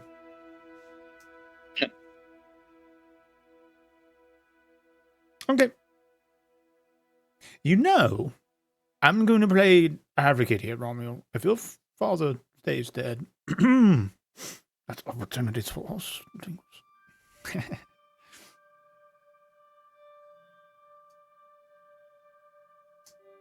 Oh, since I elected not to take on his name, I imagine all his properties and ownings would go to my sister, the Queen. Oh, well, the Queen gave up her own titles and such, right? Well, we should bring him back. We should bring him back. For a price. We'll talk to him after he's alive. Right, Inglorious? Darling? He will owe us big time. Yep. Okay. An hour later. The Baron's resurrected. Question. Yep. I would like to spend 50 minutes, or however long, using up the last of one of my Nolzur's marvelous pigments, drawing a map of Cormyr from memory. Ooh, from memory. Okay. Yes. Are you trying to, like, what's your goal here? Let's start with that. Practice. Like, straight up just getting a little bit more practice with the marvelous pigments. Are you, like, drawing it on the floor? I mean, the marvelous pigments, the idea with that is it makes an actual item. So it's the idea being it's going to be drawn as a map, and then once I'm done, it'll, like, pop up and be a 3D map. Like a model landscape, basically. Sure. Like, I don't think I'm going to ask for a roll because there's not really, like, a crazy mechanical thing you're trying to do with this more than just making a map. So, unless you want to roll for it to see how, like, cartoonish it is versus yes. The lines are very good. You do want to roll? Yes. Okay. It's honestly your choice. It could be dexterity. It could be wisdom. It could be intelligence. For some reason, I thought you were drawing it on the floor like a tag.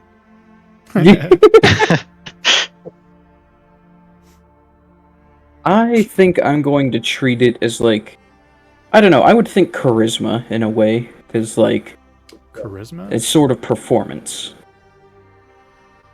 Well, it's funny. I felt like I was being generous being with art stuff, because I'm like kind of like it can take like physical skill of steady hands, or it could take like literal intelligence, understanding art, or wisdom for those that have like instinctive. But I'll allow charisma too. You're not wrong. Performance could be a part of it. So yeah, I can do charisma. Performance. Got a 4. There's the sea with a sea of stars, right? Is right there, and then there's Cormier. Probably. The blobs, they're there. There's the capital. Suzale over there, yep. Totally. It looks like a turtle for some reason. Because the entire planet's on the back of a turtle. Oh, your Highness, that's... Yes, oh yes, I see the sea. Yeah, yes. Very good. Very good.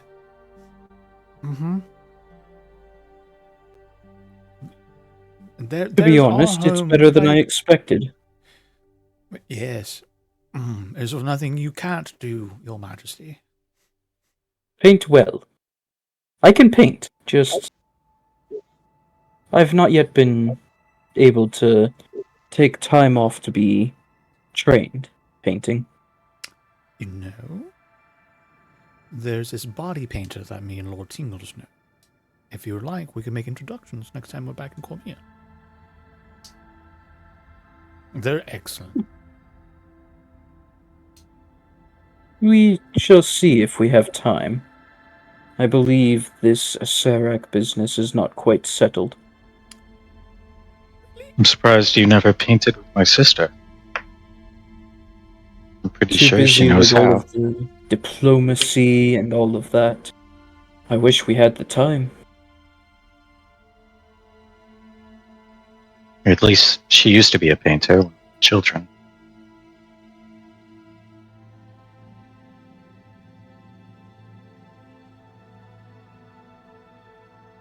Perhaps we could share the body painter with you and the Queen.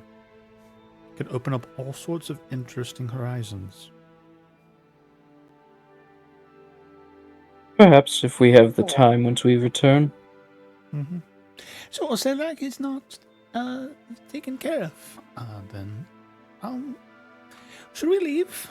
Are we in danger? I would like to be home in my estate with our gods as soon as possible.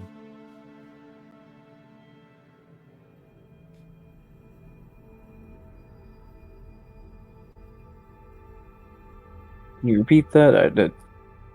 Lady Rallyhorn is ready to go as soon as possible because the Serac business isn't done, so she would like to go home and to her estate and gods as soon as possible. I quite honestly second the notion. Actually, it's been 2 hours at this point, right? Yep. Would Gadway have finished his short rest from he would get a quote-unquote 1 point of HP. Yes, so he is conscious. I don't remember exactly what Gadway's voice was like, so it's something else. Not necessarily Orvex, a little more quiet, a little more... God. There's the business done.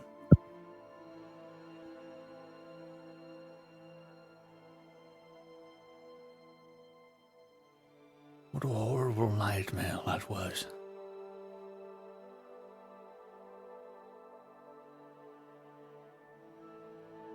A nightmare I wish were truly over. Although I do think that whatever a Serac's game is, he probably got more than he bargained for. I expect so. The gilded badgers, after all, are a formidable force to be reckoned with. I knew you'd come for me, though I still did fear for you.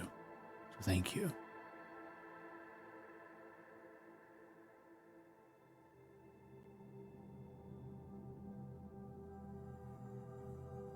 I like to imagine it's like Tinder mopings happening between father and son, and Romuald and like the Baron are just like in the different corners of the room, not even talking to each other. Yeah. Is he conscious? Yes, he has been successfully raised. He like has stood up. He's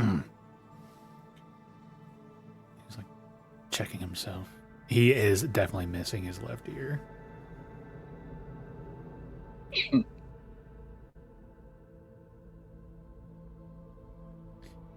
Thank you, Lord Tingles. Don't mention it. Oh man, I just thought of the perfect thing for him actually. I don't want to necessarily retroactively do this. Tingles, roll a charisma check for me.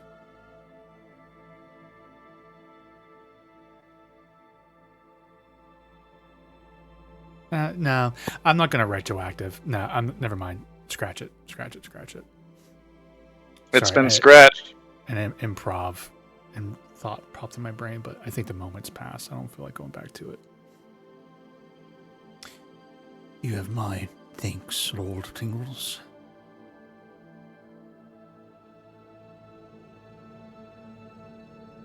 Everyone's asking you all, but is the business done? May we return home now?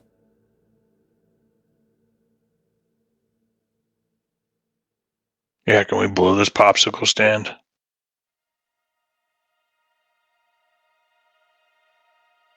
I would like to sleep in my own bed once more. Yeah, I'd like to sleep in your bed once more, too. Orkfo, no!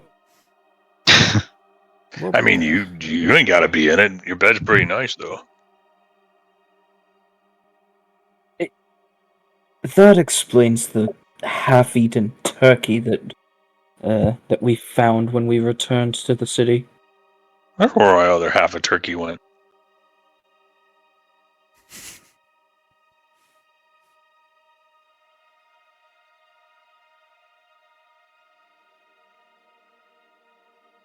We out this bitch? What we doing?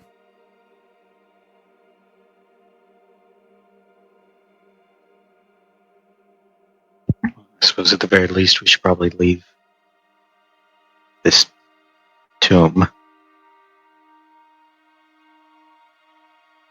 There a quick way out of here?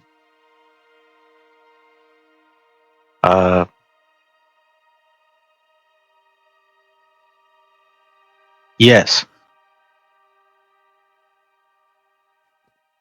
Lead the way, Romeo. I'm sorry. The wrong person. We just have to all stand a little bit closer together. Do we have to hold hands? That won't be necessary. Oh, thank God. I thought I was a Tatiana. No offense, Tatiana. Are you going to leave Rico here? That would be hilarious. I'll just unsummon him for a second. I guess she disappears if she's too far away from you anyway. Yeah, I'll just unsummon her. It's Rika now. She's gone.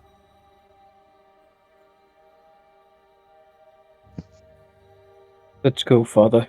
It's time to go home. There it is. Oh, very well. Oh, well, I'm just taking us outside for now. Well, that is a good first step on the way home. I should get out of here. It's very... Yeah. All right.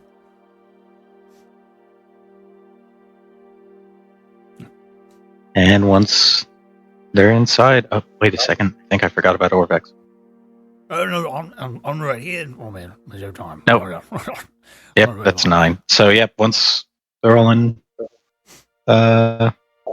I'll cast teleport, and it'll just take us outside. Zoop. Or close by. Was there like a town nearby? Funny enough, you guys Like, I know. You might have, to be fair, you probably would have passed with the dragon over settlements. Famously, I mentioned you all appeared near the town of Saltmarsh on the coast. So that is a settlement that has been declared. And that you saw. You want to be teleported to Saltmarsh?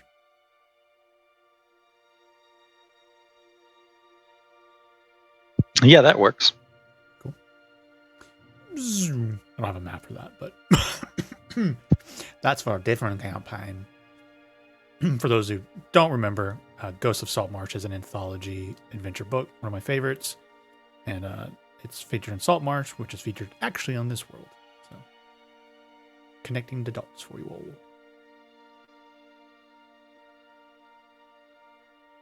And you're out.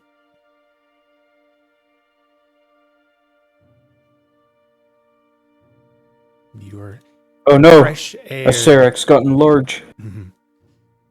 Welcome to my domain.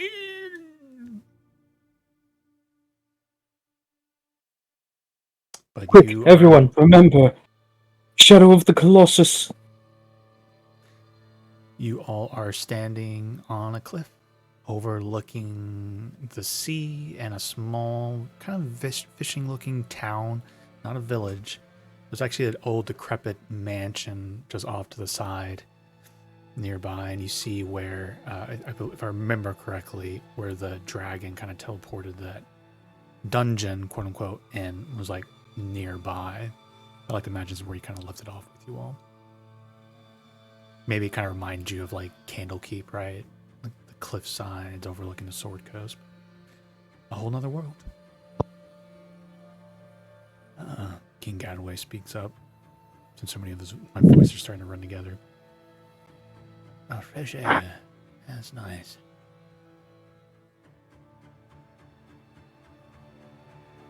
Oh, where are we? This doesn't look... This is no coast of Cormyr that I remember.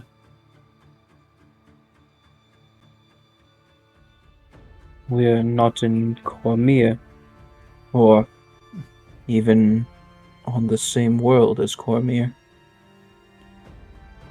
Not even the same... Is this the Feywild? I think, Tingles, you've mentioned it before. This doesn't look very wild and colorful as you've described it, though. Hey, above table, this is not the Feywild. This is not the Feywild, though. Really? Yeah, okay. No, this is definitely not the Feywild. Romuel, where have you taken us? We're still on Oerth. What is Oerth? The understanding I believe Tatiana and I came to is the best way to explain it. Our world is like a house. The Feywild one room. The surface of our place. Another room. The various planes of existence, as it were. Each room's within the house. In order to get here, we had to leave that house and go to another one.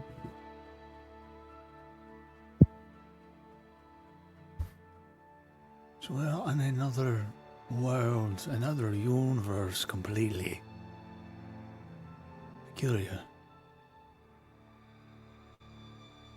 And I take it you all know how to get us back to Toril? I believe Romuel and Tatiana know how to do so. I think I can do it. I have never cast a spell. Good. It's just never cast a spell like that before.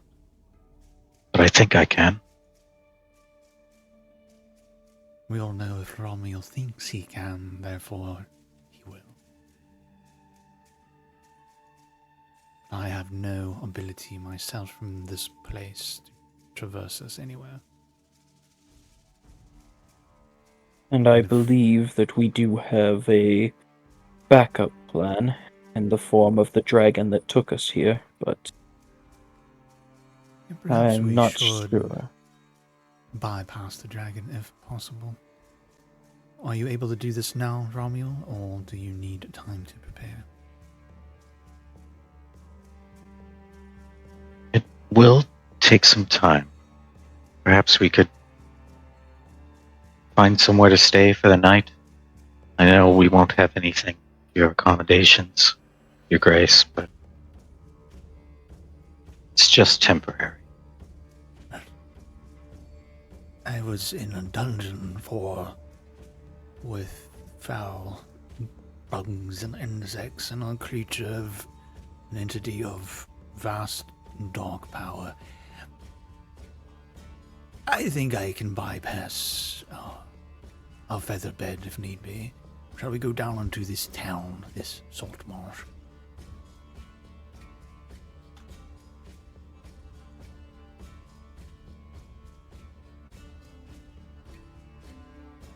It looks safe enough.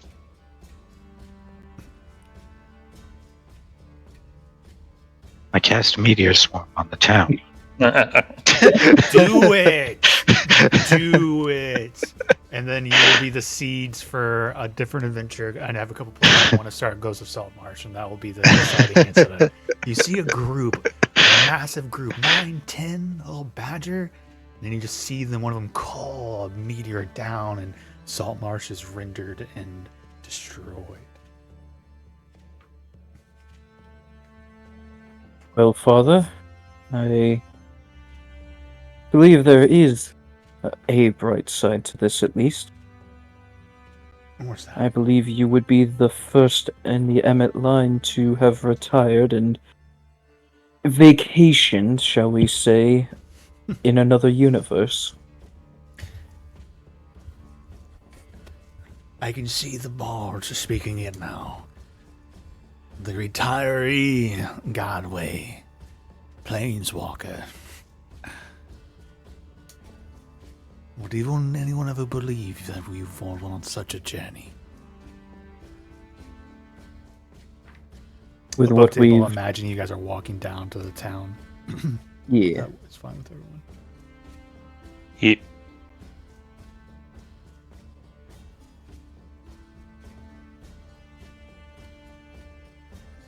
All right. Just because I have like the book and stuff, I actually went and found my salt marsh stuff. You come across the Wicker Goat Tavern. Is this a tavern in Annan? 1 second. I actually kind of want to get it right. Yep, sleeping quarters for rent. All right, so you all have secured lodging in the town of Saltmarsh in the world of Oerth at the Wicker Goat. I'm assuming you guys are okay with me just making that succinct. Like, I could RP all that out and whatnot, but I'm assuming you guys are good. The most interesting thing about the town, not that we have to get too much into it, but a lot of dwarfs and miners. So, like, there are 4, which is surprising for the fishing town, right? This town of all, it's like a combination of miners and fishermen for the most part. Sailors is the word I'm looking for. But rooms are secured. They are pretty austere. There's nothing, or not austere is maybe not the right word, but nothing fancy. You know, they're for travelers. And you'll get your rooms. You do, attract a lot of attention of such a motley crew. The Baron, has got like a seared off ear, it looks like. And him and Lady Rallyhorn are looking like crap with their debuffs, quote unquote. For the most part, you guys didn't get handled too hard, so I feel like you guys actually don't look too worse for wear. But you are also super fancy and super wealthy between some of you all. Like a Tinkles for sure, and the Lady Rallyhorn definitely looking rich.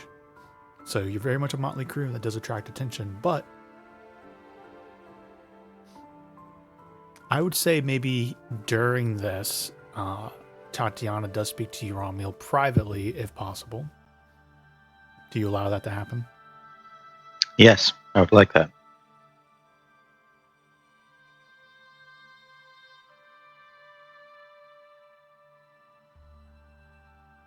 So, to the best of my knowledge, of my personal experience, at worst, we have 10 days a span. If Serac follows the normal path of regeneration as other liches, at best 10 days, at worst 20 days before he's completely reformed. He's still there in limbo, deep into limbo is the best way I can describe it. As long as he doesn't discover a way to undo this soul tracker spell, then I'm confident we can defeat him again.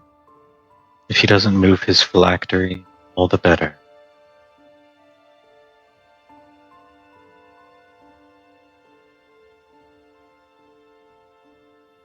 What are your thoughts on the staff and this trapped entity inside of it? I've kind of been just holding on. It's like attached to my pack. Take it out. But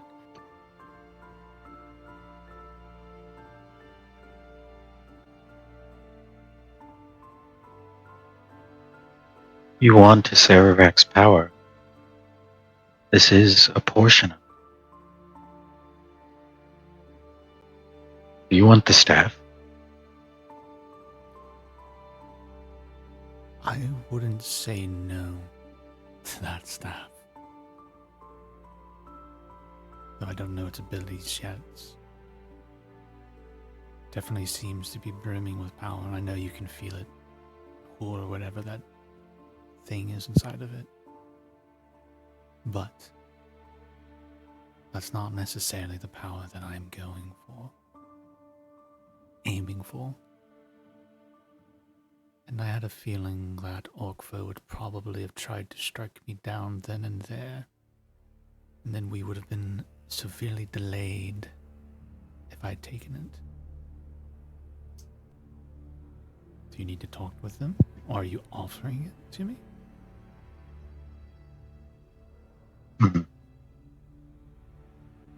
Honestly, this skull on top is rather garish.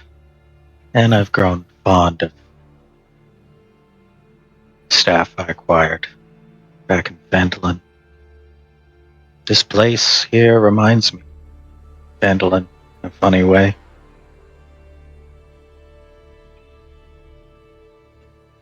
Vandalin, is that little town you got your business in?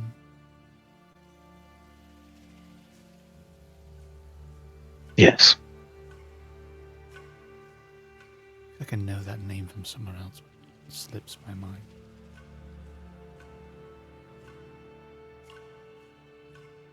Met Orkfo and Quaylin. It's having very similar to this one.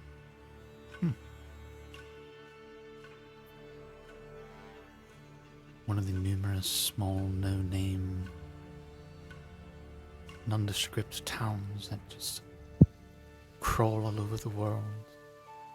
People with their mundane lives, not understanding that whole other worlds if they just reached for it.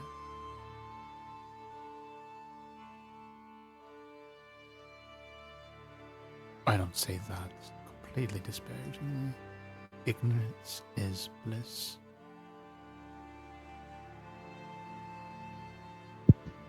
Most people live their lives in the same corner of the world without ever leaving. And I've observed that they're typically comfortable with that. There's probably something wrong with us.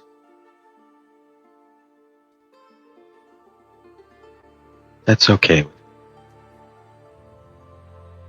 I have been searching for a place to call home and to be rooted ever since I was thrown out of my home in the Underdark. I thought I'd found a place in Candlekeep.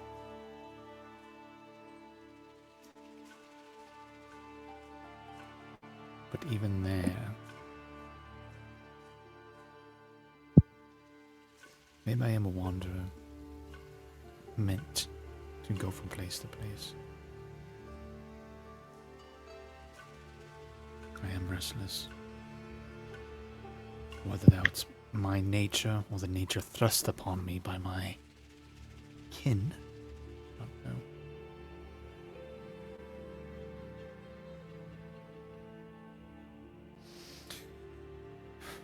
So, are you going to speak to the rest for your path forward, or are we going to just make it back to toil and then plan our next move from there? Because I frankly have no idea how to get to a place like Limbo. Obviously, I can take us. Oh, go ahead. I can take us back to Toril. While we're there, we can probably find the anchor necessary to take us to Limbo.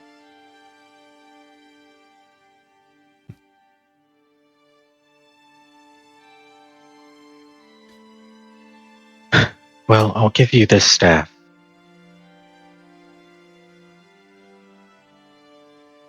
But if you have the materials available, I want us to cast the Soul Tracker spell on each other tonight. The Soul Tracker spell.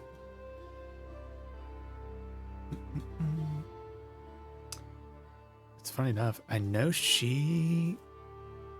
I guess technically I gave you guys a long rest, because she definitely did the 8th level Soul Tracker. I think during the fight she might have cast a 9th level spell. I feel like she might have been sniffing out his legendary. She did. She killed him with Power Word Kill, I'm pretty sure. Did she? Yeah. Mm. So, but I did give you guys the long rest, buff. So, technically I could give that to her also. Yeah. Yeah. So I'll just say, yeah, she can. Or in the morning. It's fine. Let's do it now, so in the morning it's not wasted mental fortitude for the new day.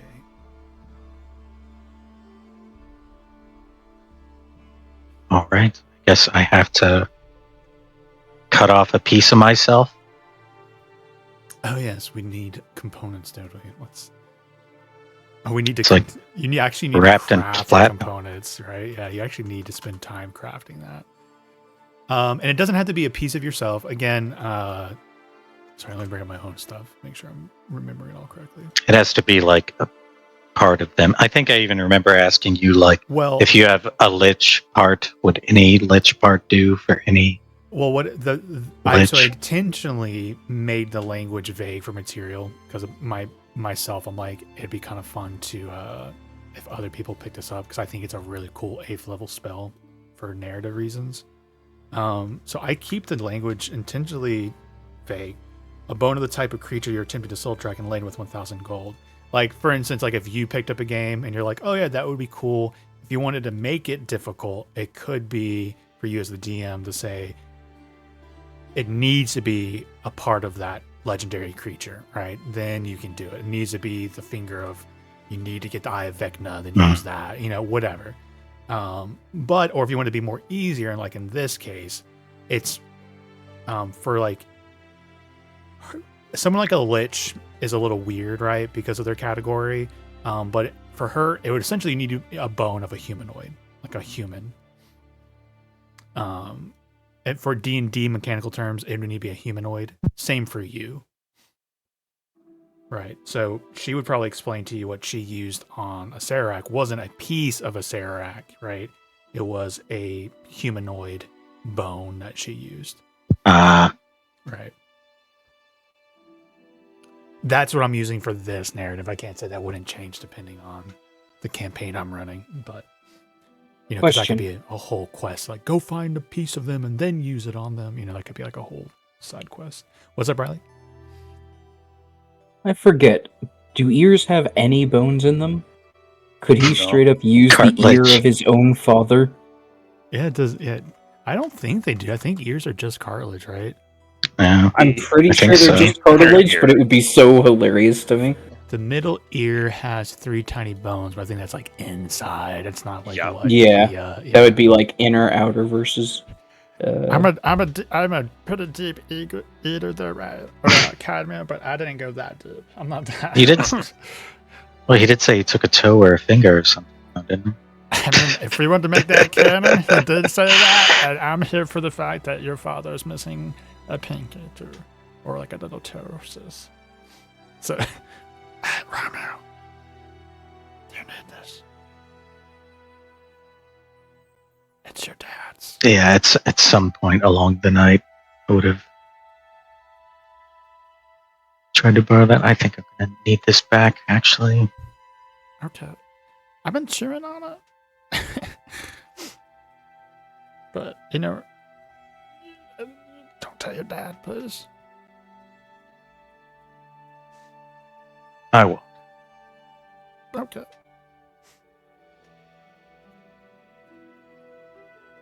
All right. For this, the inlaying of the 1,000 gold worth of platinum, and you guys are wealthy enough at the back of holding. I'm fine with the assumption that you guys have platinum, but I think you would need like a actual tools or a workshop to use it. So, do you have something in mind to get across that obstacle?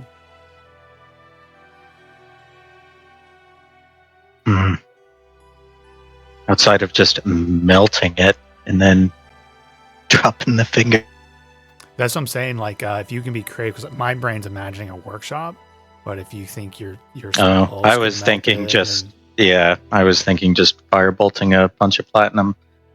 Because it's like that's just the way I do magic items and stuff. To me, it's a process, right? I think of an artificer with their tinker's tools and such, and like they're literally like putting in the correct pattern and the runes, and there's like a glyphs involved. So it's like usually tools are involved in this kind of process, aka inlaid. So I think my question for you is like, do you have any creative ways to give yourself access to a workshop with tools like that? Maybe in my demi-plane. I don't know if I'd have access to that here, though. Oh, interesting.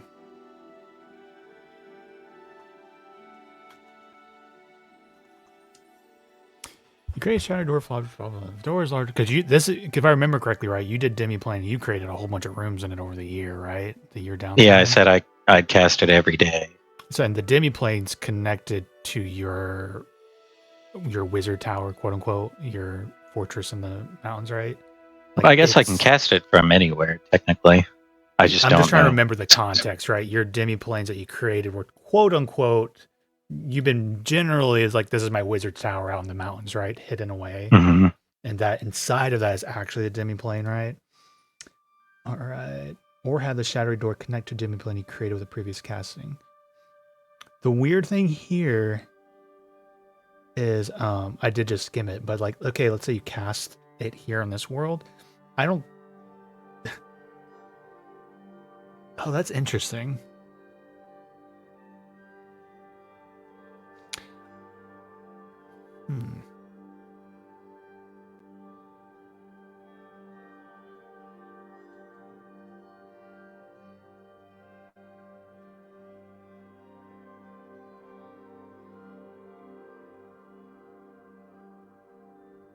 Create a shattered door, flat solid. The door is large enough to allow a medium creature to pass through and enter. When you open the door, at least our demi-plane appears in an empty room with further made of wood. When the spell ends, the door disappears, and new creatures inside the demi-plane remain trapped there. As the door disappears from time, this is how you create a new demi-plane. The demi-plane you created with the trees casting the spell.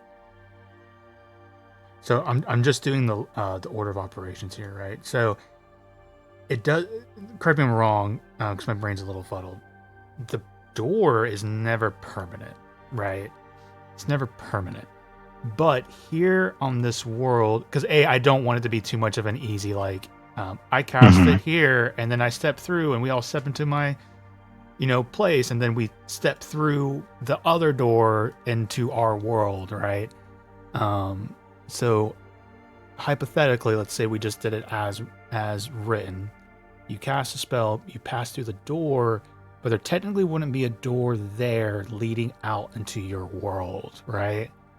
Am I missing something? Yeah, no, that's not what I was expecting in any way. I imagined every time the demiplane spell was cast that the door, it closes, and then you would have to reopen it by, it disappears. You'd have to cast the spell again, like the next day. I think my brain assumed that it could be, the door could be permanent. Yeah, I never thought of like the tower connected to the demiplane at all. It was just the demiplane is just a place where he's holding one of the clones. Yeah. But this spell seems a little bit maybe more complicated than I thought for tonight. Fine with you being able to cast demiplane. To be honest with you, I was fishing for like the idea that you have like Magnificent Mansion or something like that, because I did think there was a possibility you had something in your wheelhouse.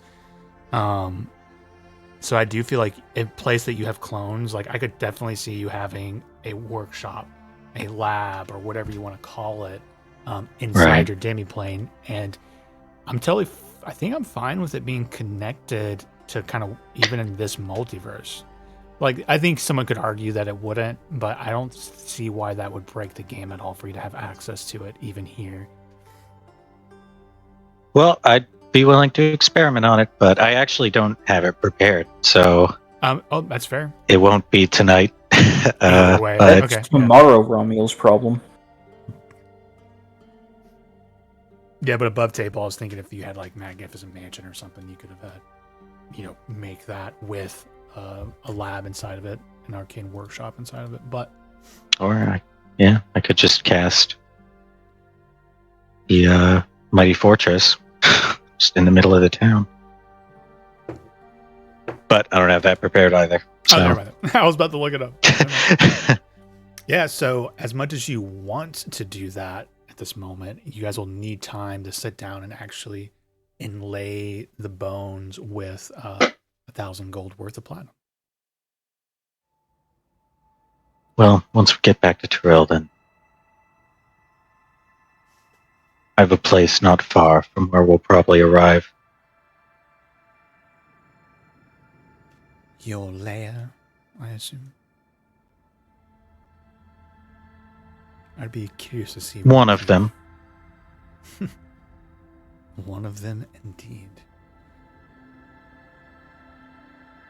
Do you need to speak to your friends about me having the staff? Our relations are very strained at the moment. I hate for them to be more strained with you than they already are.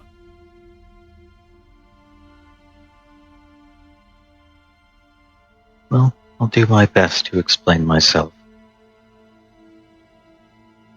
I will happily take the staff. Thank you. Especially considering you saw my book. I mean, I'm not keeping score or anything.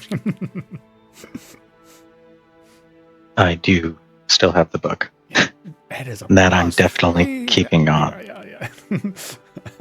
And I did offer you the ring, and you didn't want that, so... Yeah. And I think we already RP'd out that she did notice and recognize the book, right? And just not making a big deal out of it. She's not the one to kind of crack those kind of jokes, though. That's just Nate.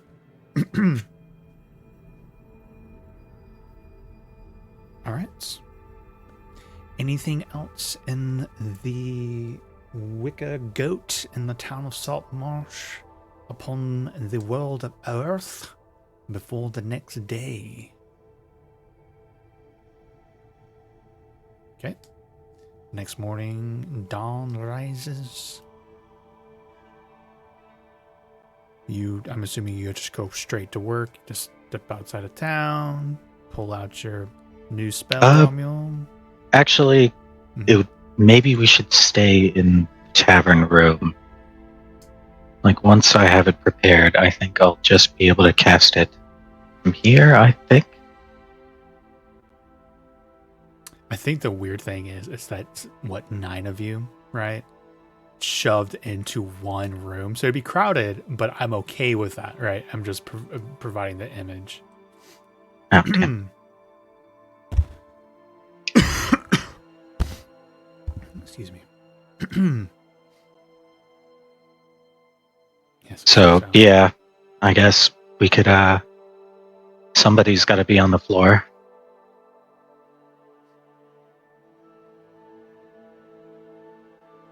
Oh, this is Orvek speaking because he's going to be very curious to what you're doing.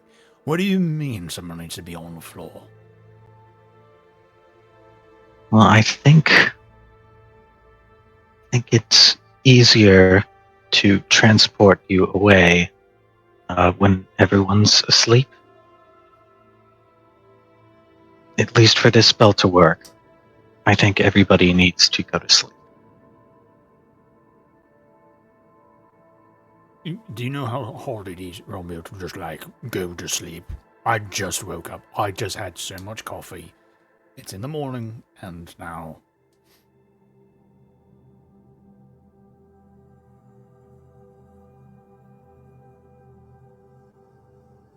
I swear, the Orkfo's snoring and... Oh dear. If I have to try to sleep near Orkfo, I don't think it will be possible. He's not wrong. It was... Although you snore terribly. And I know what noises Gary were making last night. It was kind of disgusting. Well, the ale here sucks.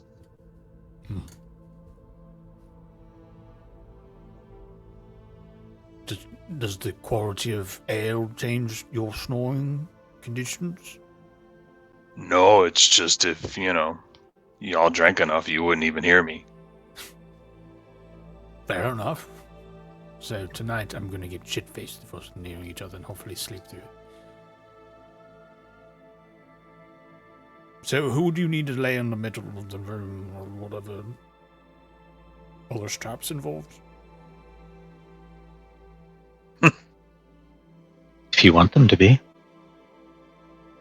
I'm not saying that exactly. I'm not even say that's what I would like necessarily. I'm just trying to get the understanding of this spell that you're casting that sounds like you're going to send us home with. Can it be anyone, Romeo? Do you need someone specific? Well, I was thinking if we wanted to be close to Suzail, then be using Cadmail as a focus. Where were you born, Cadmail? I can answer that for you. He was born in the highest tower of the castle in Suzail.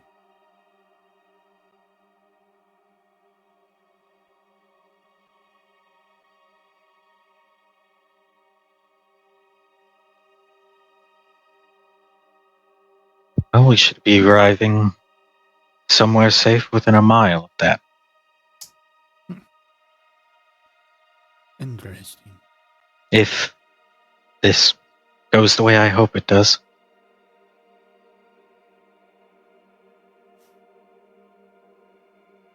Very well. So do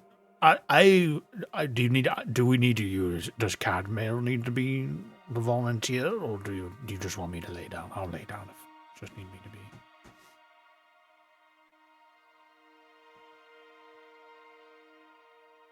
Well, Orvex, if I used you as a focus, where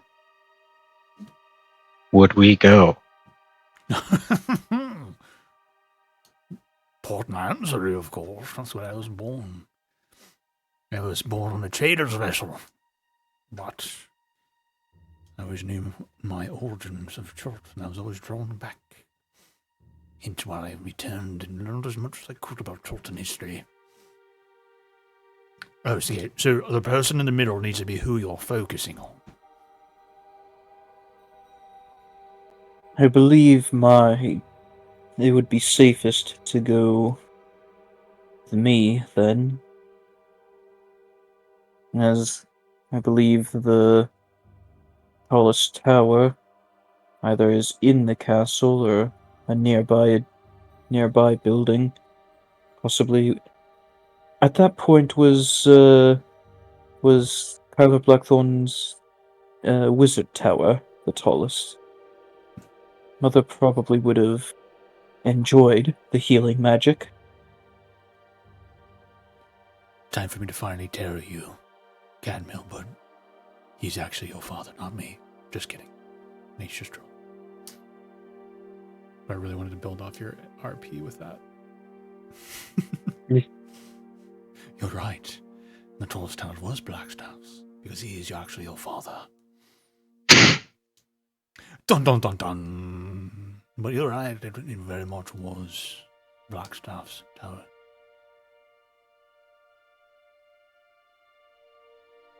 That would put us within a mile, effectively, of the castle. Us appearing out of nowhere might be a little odd, but at this point, I think the people are prepared, shall we say, for our stylish entrance. And when you say within a mile, do you mean, like, what happens if we are a mile in the air? What if we appear up a mile in the air or a mile on the ground? Is there any sort of, do you have... Well, I'm hoping it's somewhere safe. But conjuration magic really isn't my forte.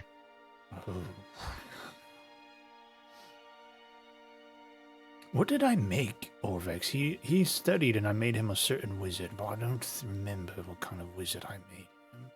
I know I have it in an encounter somewhere. I would be very ironically if he was a probably a divination wizard.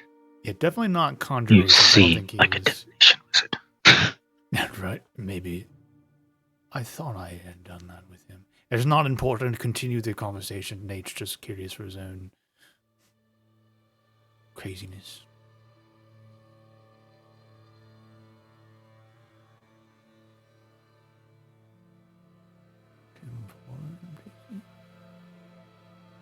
Oh, I made him just literally a mage.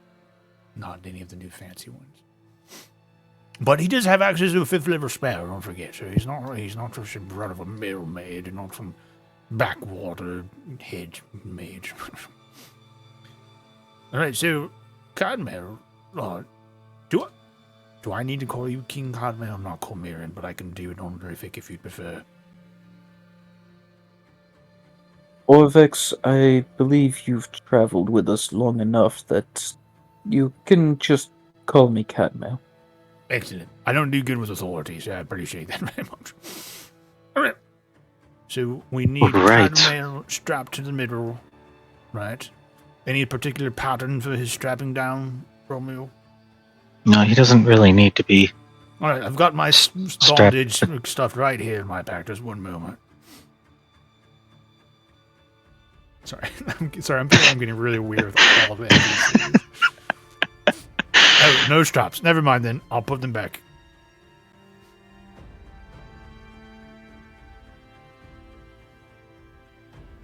Alright, so Cadmel, just you stand here, right here in the middle of the room. I'm certain Raleigh won't have straps. If anybody in the room does.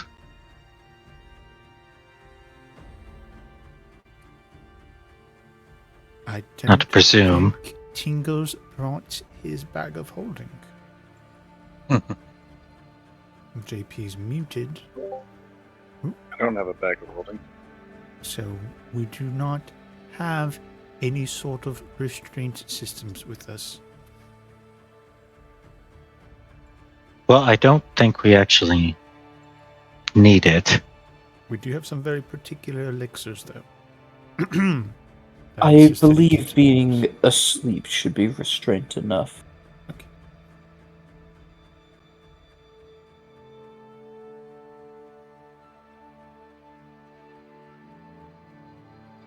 So, Cadmiel, you're going to lay down in the middle of the room, is that correct? And what do the rest of us need to do, Romeo? Do we need to chant? Do we need to sing?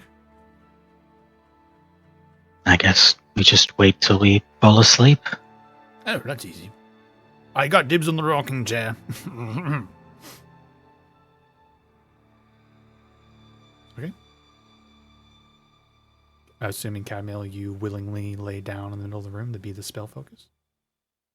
Yeah. You are now literally, the first time ever, I think, a player has become the material component of a spell. Yeah, not the character, the player. To be fair, yeah. The player character.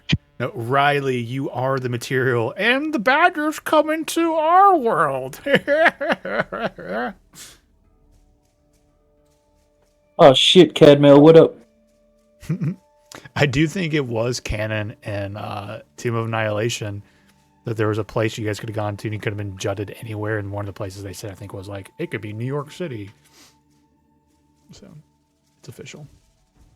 Yeah, I think Ed Greenwood, like way back when he was writing different Forgotten Realms stuff, he used to like write in the foreword, which was always written by Elminster, because he could travel to Earth, and then he would tell Ed Greenwood what he got right and what he got wrong.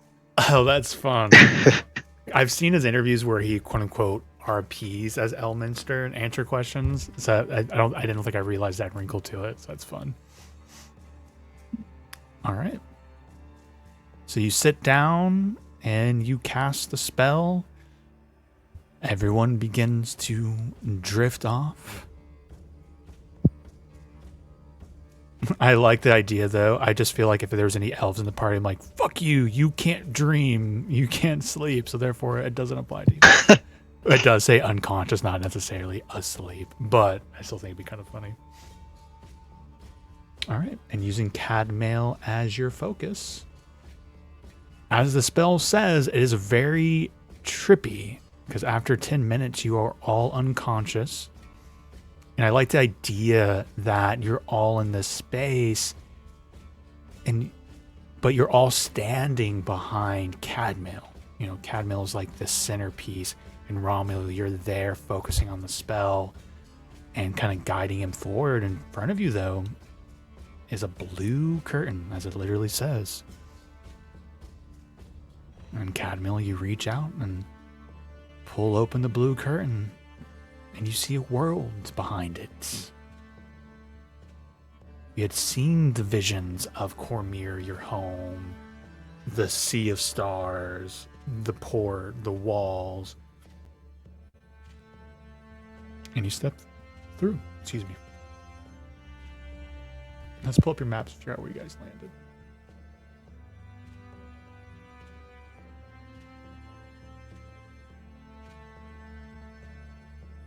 Cormyr.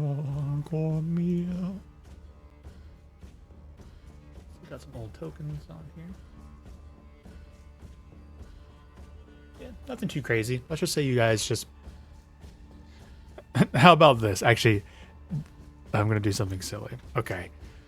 I'll do a 25% chance of outside the city, 50% chance of in the city, nothing like crazy. But then, because it is a port city, a 25% chance that you guys land in the water. Yeah. So 4 being the water, 1 being outside. Okay, you guys appear 1 mile outside of Suzail. You're now in your world. Well, that was weird. I sure am glad we brought a souvenir from there. Kind of reminded me of the Feywild weed.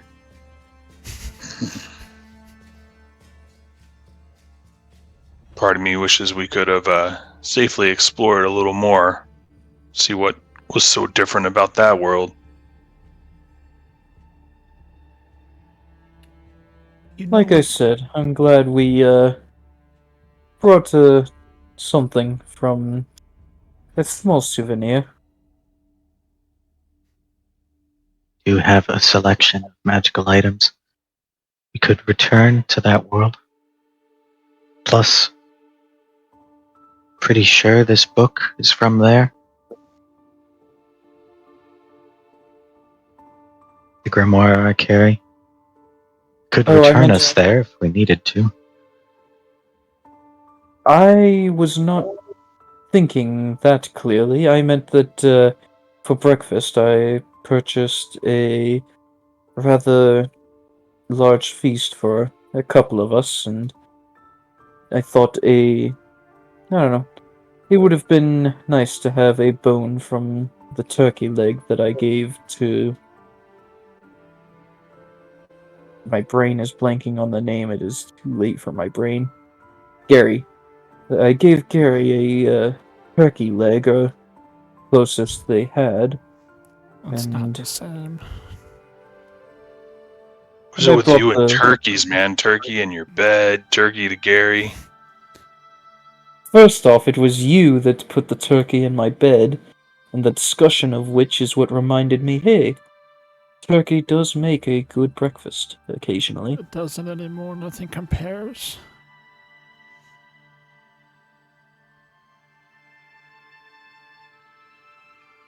Do we pay the innkeeper?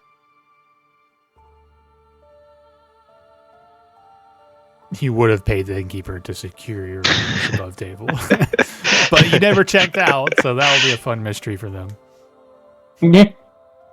All the furniture in the room is with you guys. We wake up in the middle of a field. Cadmail just sleeping on a bed. Everybody else wakes up around it. Yeah.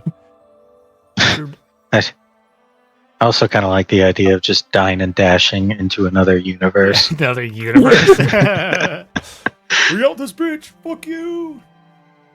Ends up she's one of those tropes that some DMs like to use, where like the magical innkeeper or the magic shop owner, he's like, joke's on you. I travel the multiverse, so I will track you down. You don't dine and dash on me. Yes, the level 20 wizard innkeeper. No, tavern keeper. The tavern keeper casts testicular torsion. And I'm a god. Levels don't apply to me. Now give me my 5 copper.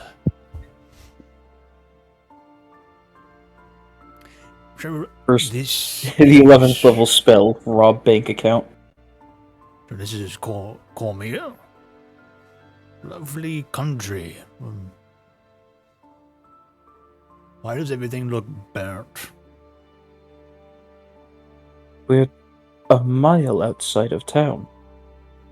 Yes, these fields, they look like they've seen a bit of trouble. Yes, rebuilding after a coup led by an ancient dragon does take a while.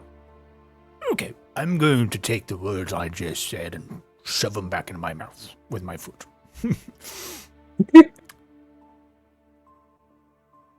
Lovely country you have here. Your rebuilding process, Your Majesty, is doing very well.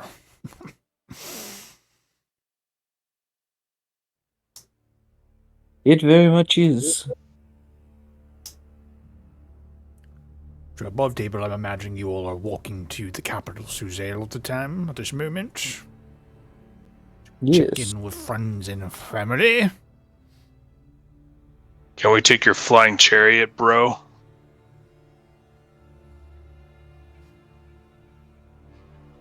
think it said it needed, like, flying creatures to pull it. Let me pull it up.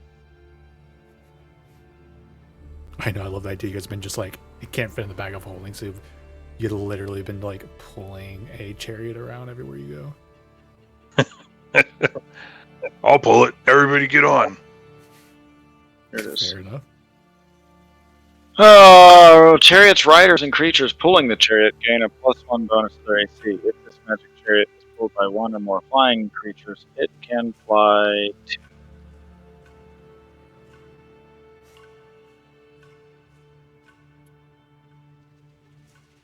So we need to find a Pegasus or a Griffin. What other flying creatures are there that won't eat us? What? We still have those canaries. I'm assuming that you have a little bit more to expound upon than just canaries, because I don't think a canary is going to pull a chariot. What kind of canaries are we talking about? That actually, let me check. So I remember you guys have the canary that turns into a dragon. Do you have canaries that turn into mounts? Is that is it? The same thing? Yes. I'm trying to find the quote unquote item because it was put in as like a gold canary figure of wondrous power. It can become a giant canary for up to 8 hours, and can be ridden as a mount. And once the figurine has become a giant canary, it cannot be used this way until the next dawn. But yeah. How many people? Okay, so you'll kindly will bring out the canary, and then me and Tingles will go into town on our new chariot, and we will proclaim that the king and the ex-regent Gadway have returned victorious. Is that how this is all going to play out? And the rest of you are just going to walk? Tingles convinced them. You want me to convince them? Yes. I don't want to walk all the way back to Suzanne. I'm very tired. I died. Right. And we need to make a grand... Yeah, so guys, that's what we're doing. Okay?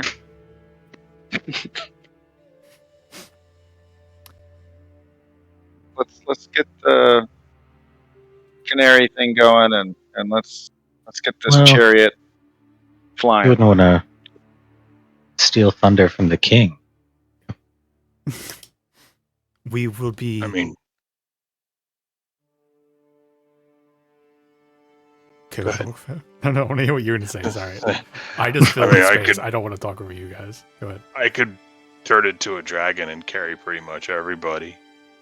Ooh, but the chariot. Who has the canary? Did you turn into a dragon and then pull the chariot? I don't see why not. Yeah. I mean, what's more badass than coming flying in on a chariot pulled by a dragon? I knew you all couldn't say no to the sweet honeyed words of my husband. Alright, Orkfo, turn into a dragon, pull us in our chariot of flying, and get us home. I want a bubble bath very badly. Technically, Gary could also turn into the dragon. That's true. I forget, did you actually give me that potion? Do I have permission? I don't remember. I remember I gave you a big shit about it, but I don't remember. There may be collateral damage to that. Yeah, they may get a little freaked out if a red dragon comes flying in, acting all, Gary-ish.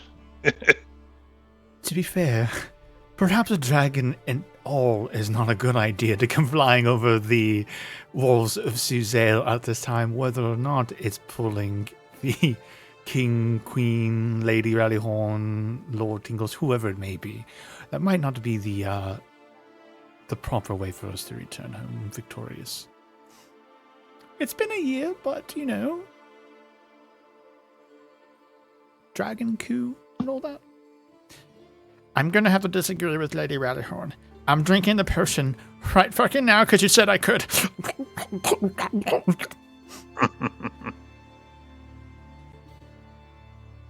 Oh my god! I'm a fucking dragon! Oh! Infinite power. Infinite power! That actually reminds me, I don't know, what did Michelle show me? It was like it couldn't have been 20 years. It was the anniversary of Trogdor, for those who know Trogdor.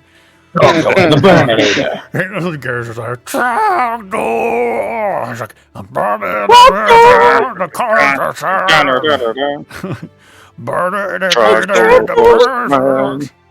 Thatch roof cottages. That's what cottages!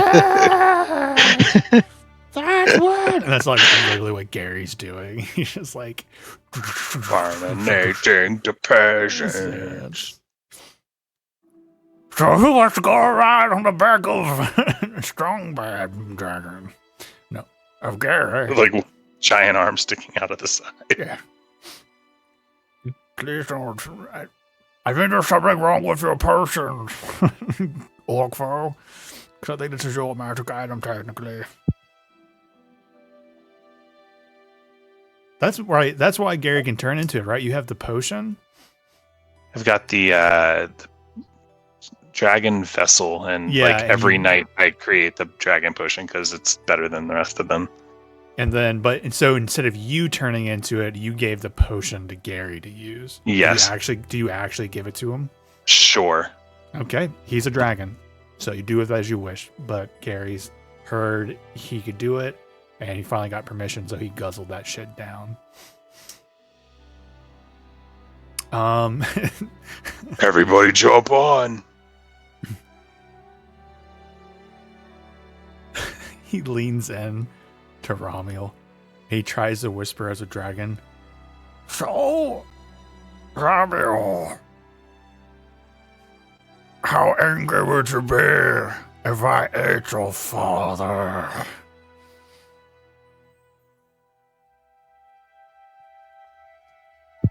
Probably angry enough to polymorph you into something a little more unpleasant.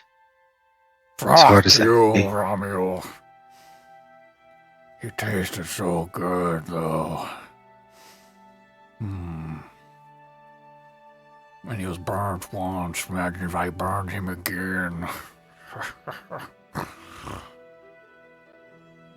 Oh, I remember what I did for his... Because I think you guys did let him turn into it once. I don't remember. I don't know. Yeah, it was when you guys were retaking Suzail. I remember what it was. I think it's this one. And then I just talk like him, with the voice changer on. And I wish I knew what it sounded like, because I'm doing squeaky Gary's voice. Yeah. That's what it was. I was like, I think I did him as a dragon voice once, but it was with the voice changer. Because I can keep his cadence and the weird way he talks. Okay, he turns into a dragon. Lady Rallyhorn has cautioned against maybe flying in on a dragon into the town that was attacked by dragons, but it's absolutely your guys' call. Gary's a dragon. What would you like to do? I'm hopping on.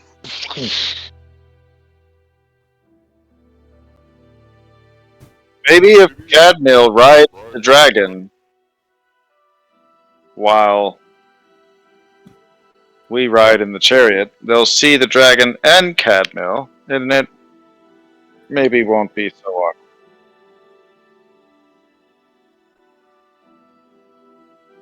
Could we, like, message somebody, tell them we're coming so they don't get freaked out? All y'all magic people. Cadmiel, you got sending stones up your wazoo, right?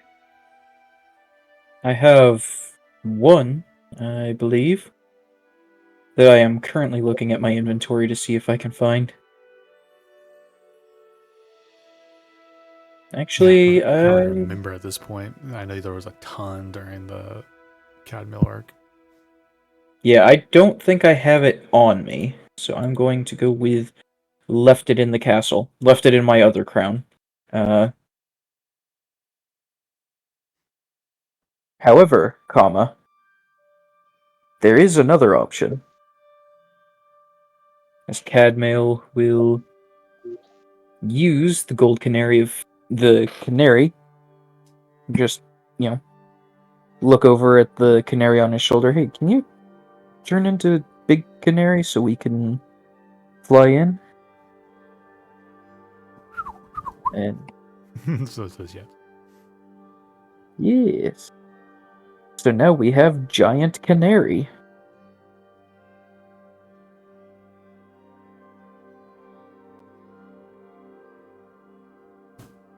Do you want me that's to a go cool into trick. town?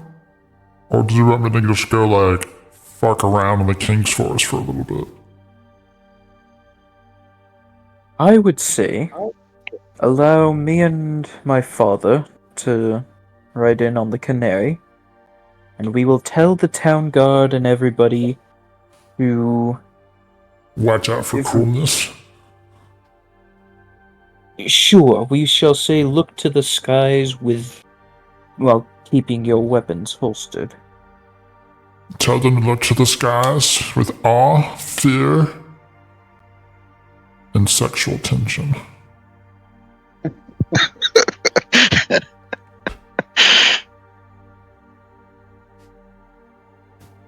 What is it? You provide the awe, Tatiana provides the fear, and Sir Tingles and Lady Rallyhorn provide the sexual tension? No, baby, I'm the whole package. Hey, what do I provide? Besides half a turkey. Style. I do not think Gary is wrong. At the bare minimum, though, I'm sexual tension. Let's all get that clear right now. I'm a fucking dragon.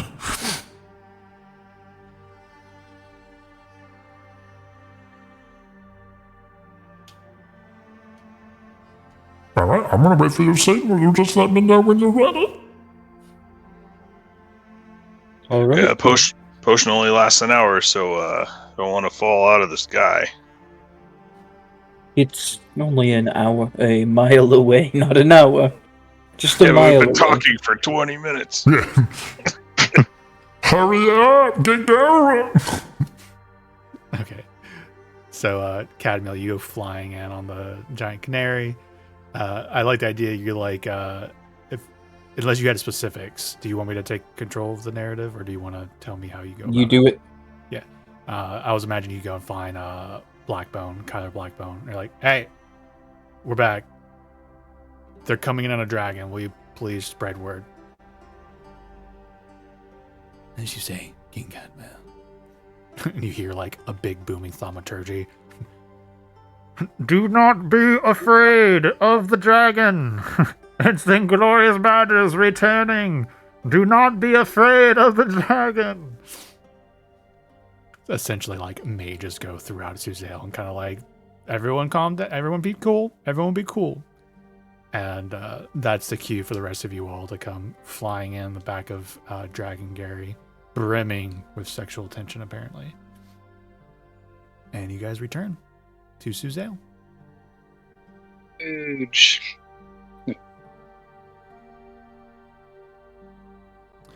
Yippee! The sisters are there to meet you all. Realm and what's her name? Bryson? Bryson. I accidentally deleted their tokens, so I have them anywhere else.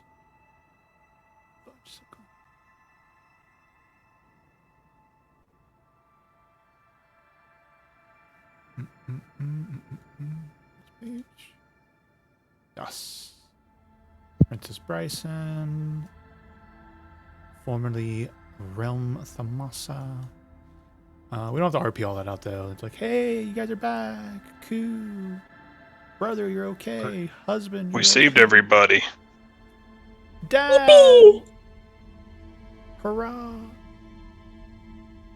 Please, if you want more out of that, I'm 100% to deliver it. I just know we've been just kind of plodding along with our RP, so I'm not trying not to drag it out too much.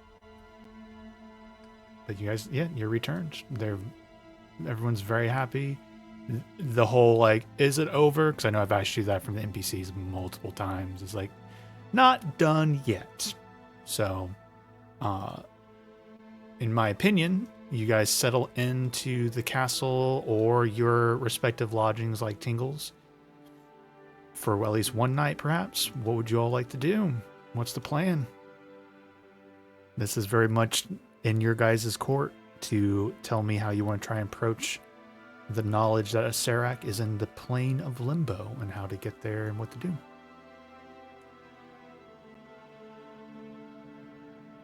Does anybody want this opal of the Ild Rune?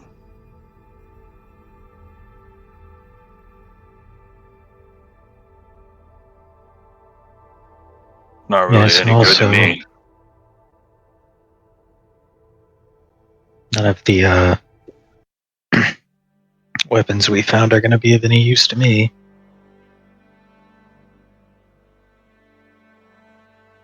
There was a wand of paralysis, but I don't know if you can use it or not.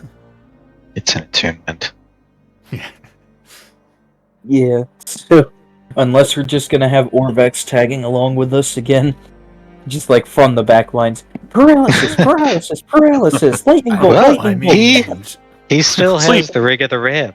I do still have the Ring of the Ram, and I will take that wand of paralysis if you are not going to use it. I've got some space here on my person that it would fit. Look at this sheath I have for a wand and everything. This is just a mundane stick that I turned into a wand. Can I have the wand of paralysis, please? I think we did agree on the same agreement we had last time for him getting a cut.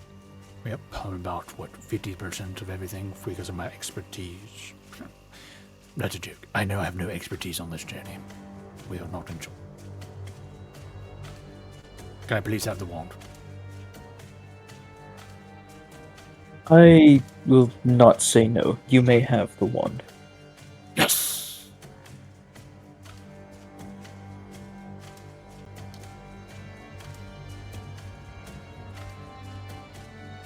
I'm literally going to put that in his name because I don't have like an actual character sheet for him.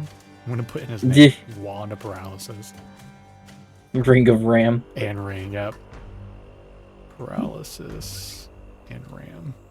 Because I do think I will forget.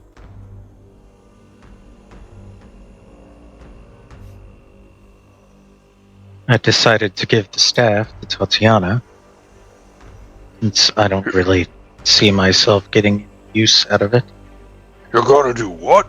No, I'm just kidding. Orkville kills Tatiana. Oh, sorry. I assume that... Well, excuse me. Do you guys want to, quote-unquote, have a private conversation for you all to negotiate with no NPCs around? Or to, plan? Or do you want all hands on deck for a planning session? The only person I would want to talk to is Kyler Blackbone. Okay. On how's abouts to get I almost can't remember what it's called. The material components used in plane shift, like an anchor or tuning fork. Yeah. Attuned to the plane. All right, so we're setting the scene here. You're all called upon Kyler Blackbone in his wizard's tower, the tallest tower. Okay. Last time you were here, Godmail, you were being born. Full circle. And inquiring about a tuning fork to the plane of limbo. All right. Pretty much rolling a check. Pretty much he needs to roll like a 19 or a nat 20 for him to even have an inkling of where something like that could be. Nope, that's a 10. Unfortunately not. A tuning fork. Those kind of items are very rare. You'd have to probably obtain it from a wizard or someone who particularly studies that kind of work or travels often. I've never been a planeswalker myself, more focused on my studies here on Toriel and Cormier.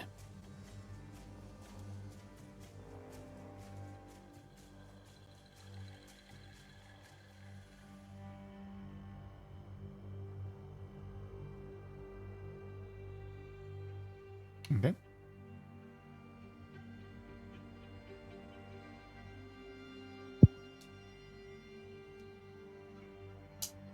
Only other thing, I think of visiting other major cities just to find one. There is Candlekeep, not too far from here.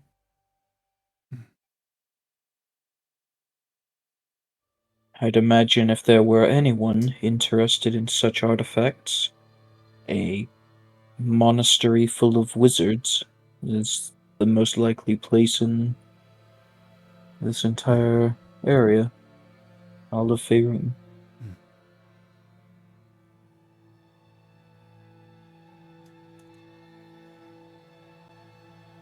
Perhaps one of your master sages there might, or no, master readers. Not great readers as their titles. Maybe one of them understand or know of an option. The only other contact I think perhaps you could call upon. No, I say call upon.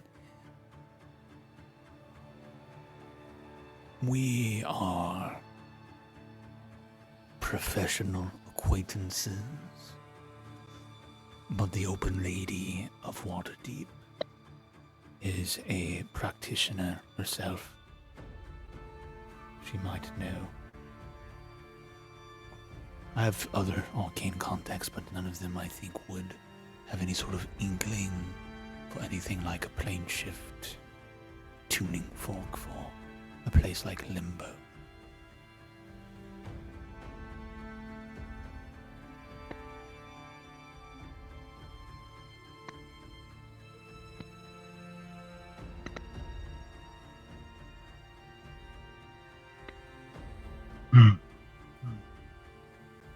If you were to get a message out to her, how long would it take for a meeting to happen? I don't think we have much time. Let me frame the question like this. Is this threat that you're attempting to... should I assume that you've explained to Kyler Blackbone like everything, like you're trying to get to Sarac and the Limbo and trying to defeat him once and for all? So it's like we defeated him, but really failed to kill him permanently. I assume he knows the details. If this was a threat to the world itself, I would say I would send a sending to her right away, requesting an audience.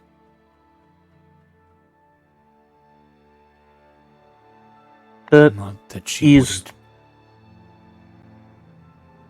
continue. That is the thing. This is more than our world. A Serac's dungeon that we just came from was in another universe entirely. This is a threat to potentially all of existence. I would actually disagree, Your Highness. How long has a Sarac existed? Hundreds, thousands of years. He doesn't want the world destroyed. He wants you punished. The badgers. I could send word. I think etiquette would dictate that, this not being a crisis of the world, that I send a message through more conventional means. But that is just my opinion. But you, my lord, my grace, if you command it, I will send a sending to the Open Lady of Waterdeep to see if she would spare a moment for you all. Conventional means would probably be days of arrangements. Actually, I'm going to check something Romeo? real quick. Tatiana? Roughly how long do you estimate that we have before this is made significantly more difficult?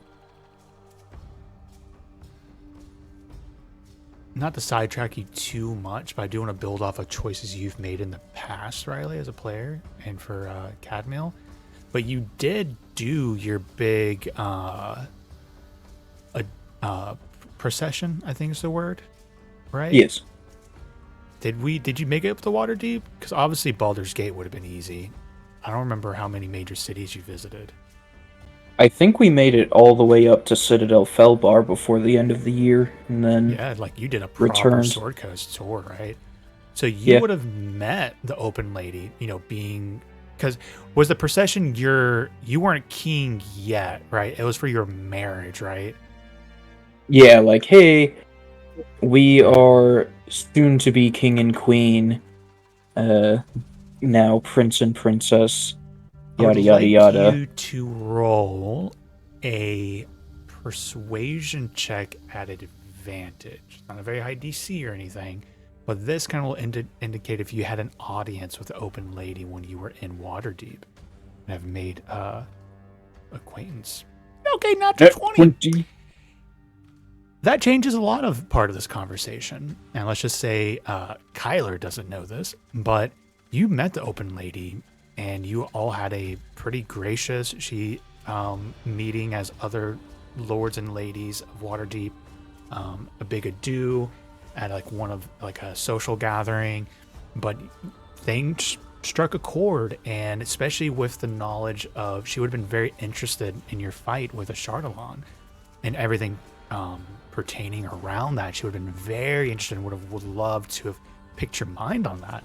So I actually think, especially with a nat 20 roll on top of that, that Cadmail is actually on, as Kyler liked to put it, professional acquaintance level with the Open Lady. So I think your relationships actually is decent. Not best friends or anything, even with a nat 20, but you had really strong positive interactions, and she knows you for who you are, right? A powerful figure, hero of the world. So the context of everything that Kyler put out is still there, but continue. You just have more context and more to work with there.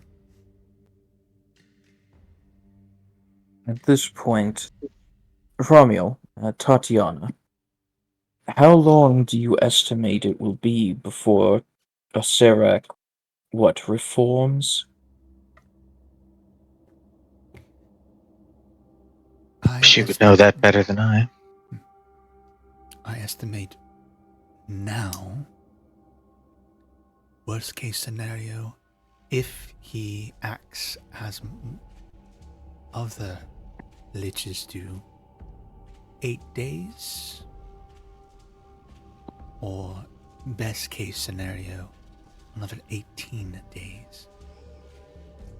It usually lies between a span or two of time before the Reformation is complete.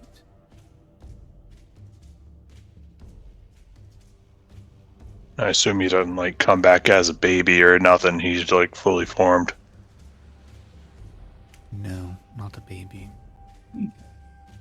You retain consciousness through the process. You just do not have a physical being. And you said it would take how many days for her to prepare a proper audience for us? Well, if we go through the normal etiquette, sending an official sending to the messaging services, I'm sure she could arrange one in a couple of days, a day or two. Yeah, he's speaking of official channels, right? Instead of messenger pigeons, it's like a sending stone to their official office. The request is sent up, and then when are you available? Blah, blah, blah, blah. Yes, we're sending the telegram. Yeah, that's actually a better analogy. Thank you. Right. On one hand, I'm not keen to give this any more time than necessary. On the other, I believe as long as we stress the importance of the timeline that we are operating in, and of course this does give her time for her people to source it if it's locked away somewhere. I wish we could go faster, but I think I will say let's go through the official standard means of requesting an audience and just ensure that she understands what we're asking for. So you would like me to send a message, Your Highness, that you request an audience with the Open Lady in regards to a threat in the plane of Limbo, and you would like to discuss the matter with her? Should I put it that plainly, or should I drop name like Acerak for her consideration?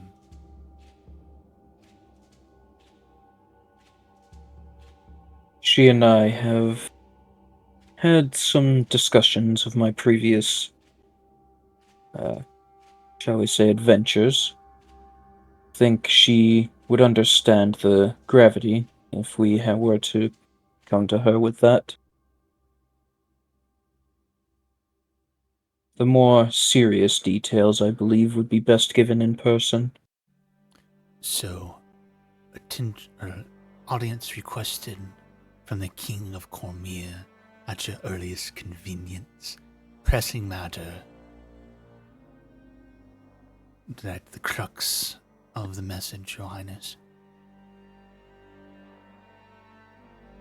Yes, if you could fit that we are facing a threat specifically in Limbo, that she might prepare anything that she might have, any scholars she has on the subject that might want to join us in this audience, anything of that sort. I would like to have her well prepared for this. Very well. If there's nothing more to that, or you have more questions for me, Linus, I will go and have the message sent post-haste. There is one more, but not specifically about the message. I believe the message is good as is. However, one of the items that we managed to recover is a chariot that Lord Tingles has come into possession of.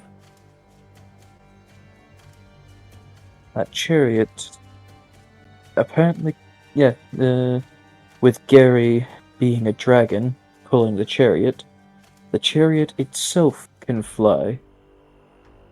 Have we any sort of mount that we can lend him for this trip, this journey? We have been, per your instructions for the defenses of the city, after the last year's coup, we have bought some steeds, some griffins, to be specific, to develop a aerial military force. I would believe one of those would probably fit what you're looking for, Your Highness. I very much believe it should. And those not carried in the chariot can either ride with me on the griffin or, for a short while at least, ride the badger-turned-dragon. Would you like me to request then, Your Highness, a griffin steed specifically for your usage? Would that benefit to employ your friends, Lord Tingle's chariots? Or should there be the griffin specifically given to Lord Tingles for his usage. For now, it shall be temporary, but I believe that Lord Tingles will have the time to find a worthy steed to pull his chariot permanently, but for now, we should plan to have it only as long as we will be going to Limbo, I guess. Very well. We'll have the message sent, and a griffin sent to the Tingles estate. Anything else you request of me, Your Highness?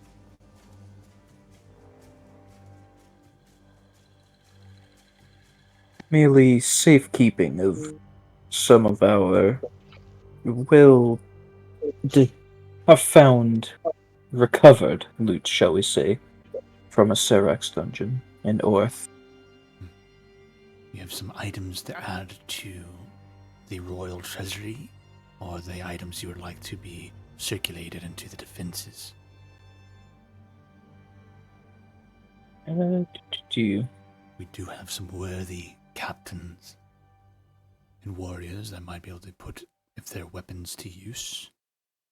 But I understand if you'd like to keep it under lock and key instead.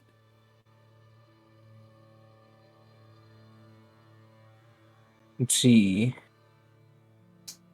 I got the wand of paralysis. And then I've got the wand of paralysis, Your Highness. Just saying. There were a whole bunch of weapons that were just default, like a berserker axe, a sword of vengeance, another sword, and then a spear of something. Yeah, the backbiter spear, or spear of backbiting. Yeah. Weapons below level 17 heroes, but, you know, Kyler's suggesting that perhaps they could be used for some of your more recognized warriors of Cormier. Obviously, your choice.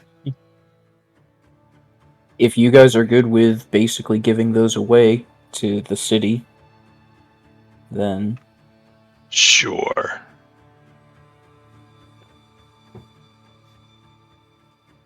Tingles, raw meal. Sure. Weren't a lot of them cursed? I mean, we wouldn't know that. That's true enough. In fact, 3 of the 4 are cursed. Are they really? Do they really have? I didn't read the descriptions. I just dropped the names in, right? That's yeah, funny. The Sword of Vengeance is cursed. Berserker Axe is cursed.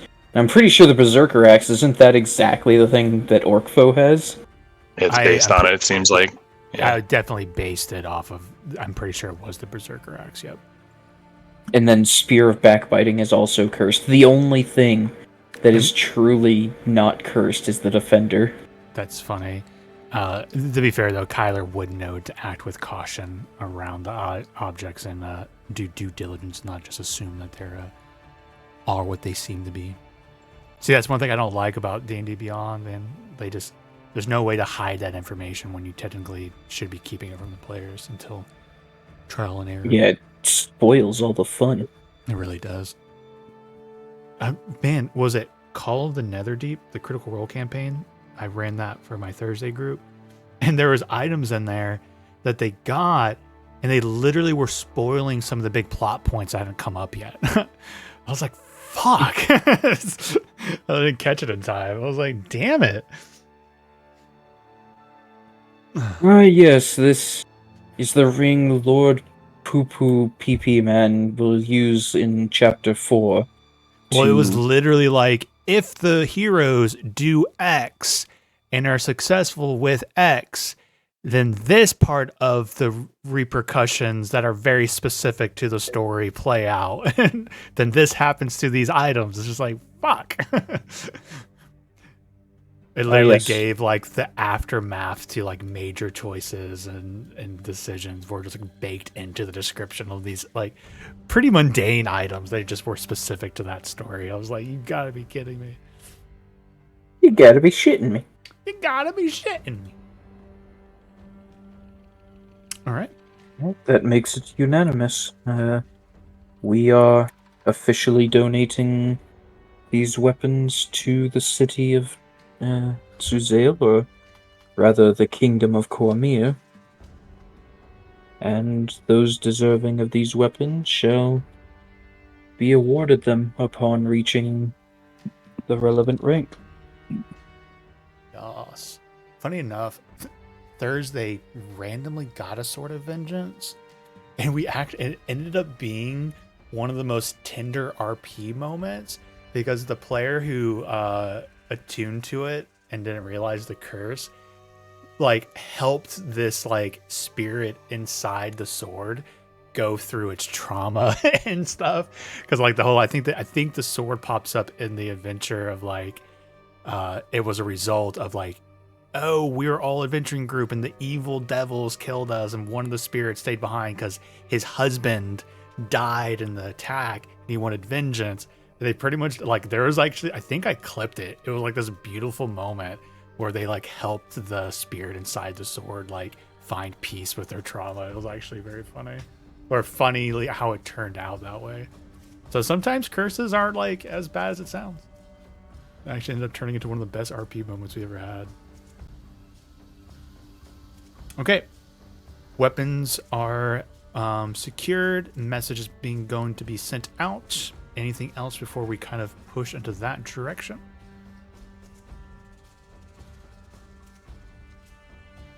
Rom, are you good? Do you want to take Tatiana to your Fortress of Solitude or anything like that? How many days was it going to be? I'm literally about to roll to find out.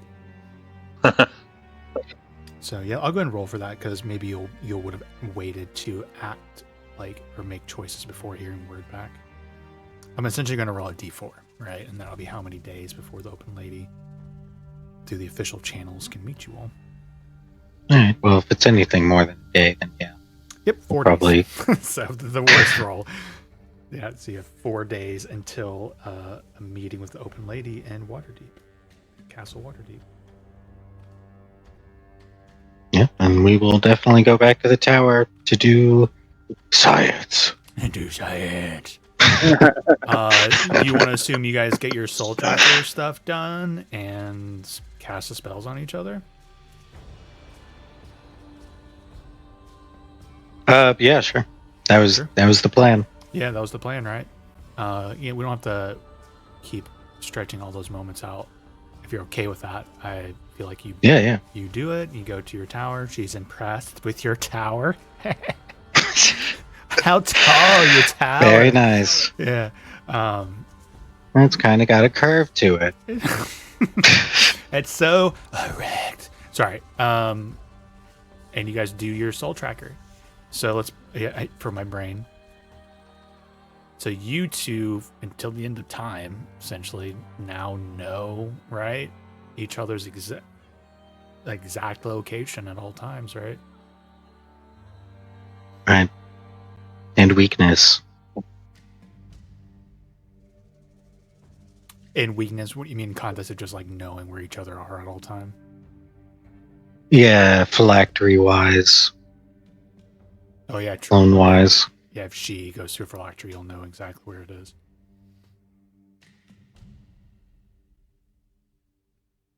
Okay. Anything else you guys, anybody wants to do anything in their 4 days downtimes in Cormir? You having a body painting sexy party tinkles at the estate to let off some steam? Keeping things somber? Yeah, there's probably like he holds a masquerade party / just massive orgy. I don't know. It's like, I don't know why I was surprised by that turn. I don't know why. Right. Like, you know, just normal stuff. Like they have food and you know, friends over, play some games, and then there's just this massive circle jerk. You know, like were you? Did you hear me when the lady Rallyhorn was making references to a excellent body painter? yeah. So are you okay during the party that person's work was shown off? But Yes, Tingles, sure. I did not believe that this was the sort of body paint you were referring to. Ooh, we now Cadmo, know what that do you know? Cadmo goes to Tingle's party. Juicy. That's in the tabloids the next day. That's a scandal, yeah. It's a scandal. Right. There's like Harry Potter pictures on the newspapers the next day of like all the people who attended the Tingle Rallyhorn party masquerade. It's like some sort of crazy scandal, but no one takes it serious of what happens at the Tingle's Manor. Be fair, if it is a masquerade party, how would they know that it's Cadmail? Fair enough. They suspect. Right. The idea is you don't know anyone. Like you can't really tell who's who. And there's music by this really great new Renaissance band called Daft Punk. And then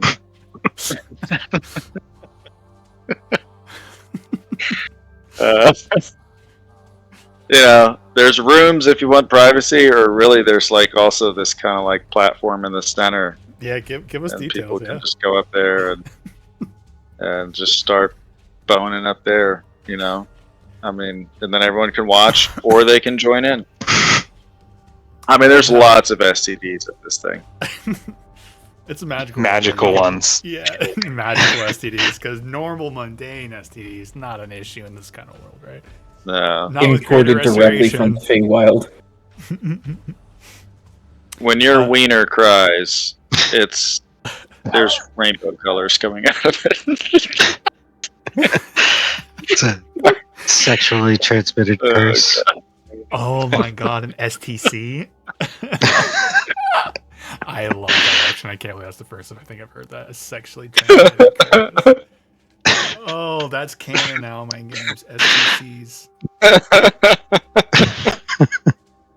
You know, yeah, because like Monday. Nothing. This whole session. Greater Restoration. Well, no, Greater Restoration takes care of curses too, I think, technically. So I love it. Which is, and it's like expensive process, so I love it. And there's just someone like if you could imagine, like a priest just bless. Really, he's just curing them of their diseases. There was an archbishop figure that like turned. So there is like the Church of the Platinum Dragon. I love a corrupted official priest here giving out greater restorations, which are expensive, right? So only the nobility, because of the component to it, it's only the nobility can afford to do this and then get cleansed of their STCs that they might get at the yeah, especially worse if he's the one giving out the STCs, and then he's charging the greater restoration. We call that there's job security. There's definitely an entry fee. And the entry fee is the cost of whatever it is for that healing. Like, you're going to get an STD tonight. Oh my gosh. Some of them have been kind of fun. Let's roll on a wild magic table and see what happens. Fireball goes off in the middle of the singles. Oh man, I'm hurting from smiling. Orkpo, anything you would like to touch on narratively for your 4 days of downtime before the meeting with the open lady? Because we'll probably lots of drinking. Yeah. Lots of drinking.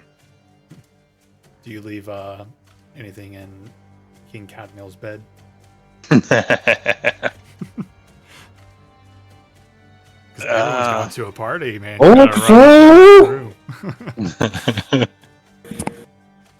Like a rubber chicken that like squeezes whenever he lays in it.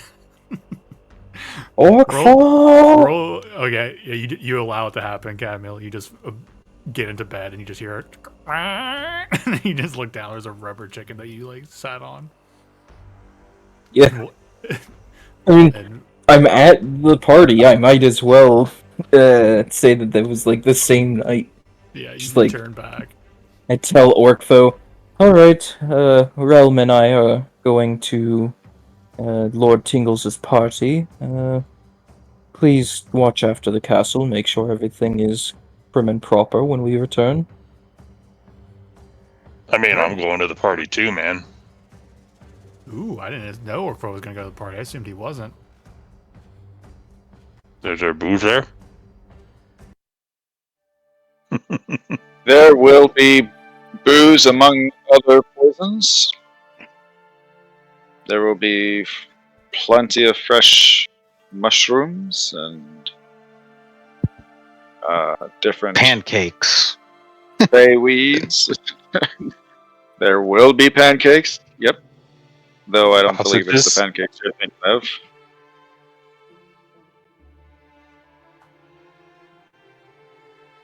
Buff Table Orkfo doesn't understand what kind of party this is. I love it. Neither does Cadmail. So we end with you shock on So- everyone's face at the party. Continue though. I'm not trying to cut the scene short. I'm just curious where you guys go with it. Halfway tempted to pull one of the deck of mini things at the party. Just to see what happens. Do it, Orkfo. Throw a wild card into well, this bitches. Also, so there's an entry. Listen, Orkfo, I will pay your entry fee into this party tonight. Okay. What about me? But on arrival, everyone must accept this little tablet on your tongue while you're walking. Fuck yeah. It simply helps you relax, possibly reduces inhibition. This isn't Feywild tablets, is it? Oh my god, what is that? Are there synergistic effects with alcohol? Probably not. Foam party! That on the VOD. I'm not going to hover over that anymore. Yeah. Oh, and I just got banned from Twitch. That's hopefully blurry dear. enough that it's not going to be an issue.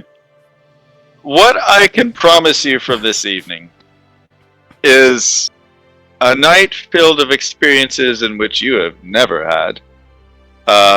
Most of which will be pleasurable. Some may be painful. A few very excruciating. However, if you so choose, upon exit, you can have your memory wiped.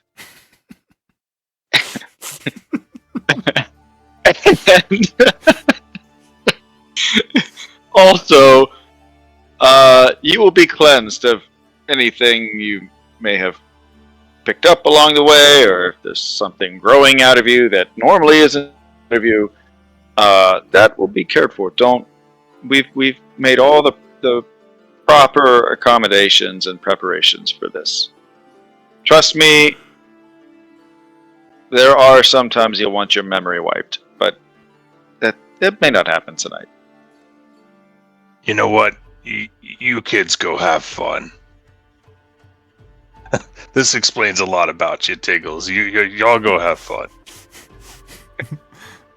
Orkfo's out. That's such a shame. You would have been the star of many shows.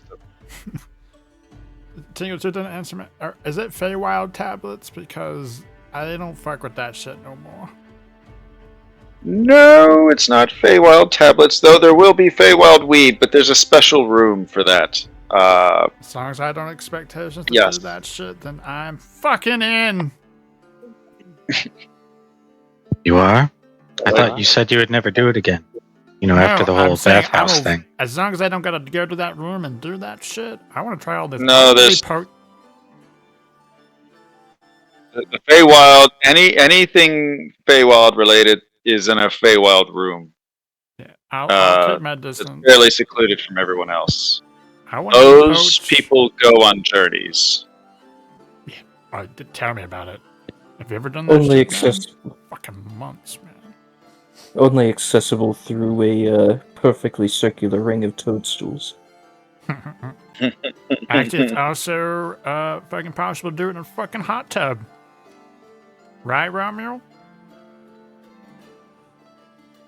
Yes, although I didn't stay quite as long as you did. Yeah, Feywild trips are not of the faint of heart. Fucking I don't know how I would recommend a Feywild trip, but some people are addicted to it. All right, let's go get. I want to go get poked, prodded, and cleansed, and then see if I want to get my memory of this. That sounds fun. Let's fucking go to your party. All right. Anyone else? Cadmiel, you're joining? I believe Realm and I are most interested in the body painting specifically. If we could have some time to learn that, then perhaps. Sure. Yep. Just the entry fee and the tablet, and you're in. I will walk you straight to the painting room. Just know the painting room is in the back. You're going to walk past a lot of things on the way there. I like how everyone was like, yeah, my character will go because we don't understand. And Tingle's like, oh no, you're going to understand exactly what you're getting into. Which I think is that's a good friendship. You should know what you're getting into. With how Lord Tingles and Lady Rallyhorn speak when we're around, I sometimes shudder to think of what they get up to in private. Well, it's not always private. But, listen, we like to live our lives. You get one. I have to make it fucking great. Alright, so, Cadmiel Realm, you guys are in. Orc Foe, you sure? I can take you to the more tame side, right? There's a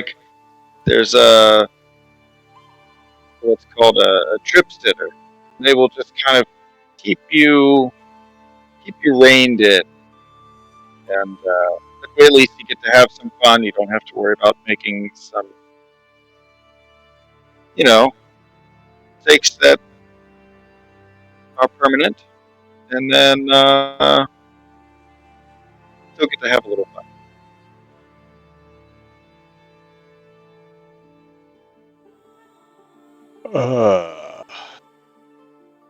I think I'll lean in. I think I got a date with King Cadmiel's bed. I'm not sure which is more scary. All right, fair enough. Tinkle's party or what Orpho just said about the bed. I like beds. I like beds. Sorry. I like sleep. I like sleep. Speaking of sleep and 11 o'clock, I think we should end here with Tingle's. JP, next time we play, I would like you to have a rollable table of STCs for me.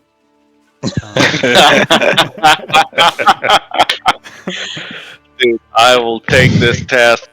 Be like, all right, guys, I need you to roll a D165. What? Please please come up with this table, then have John roll for it, please. Oh god.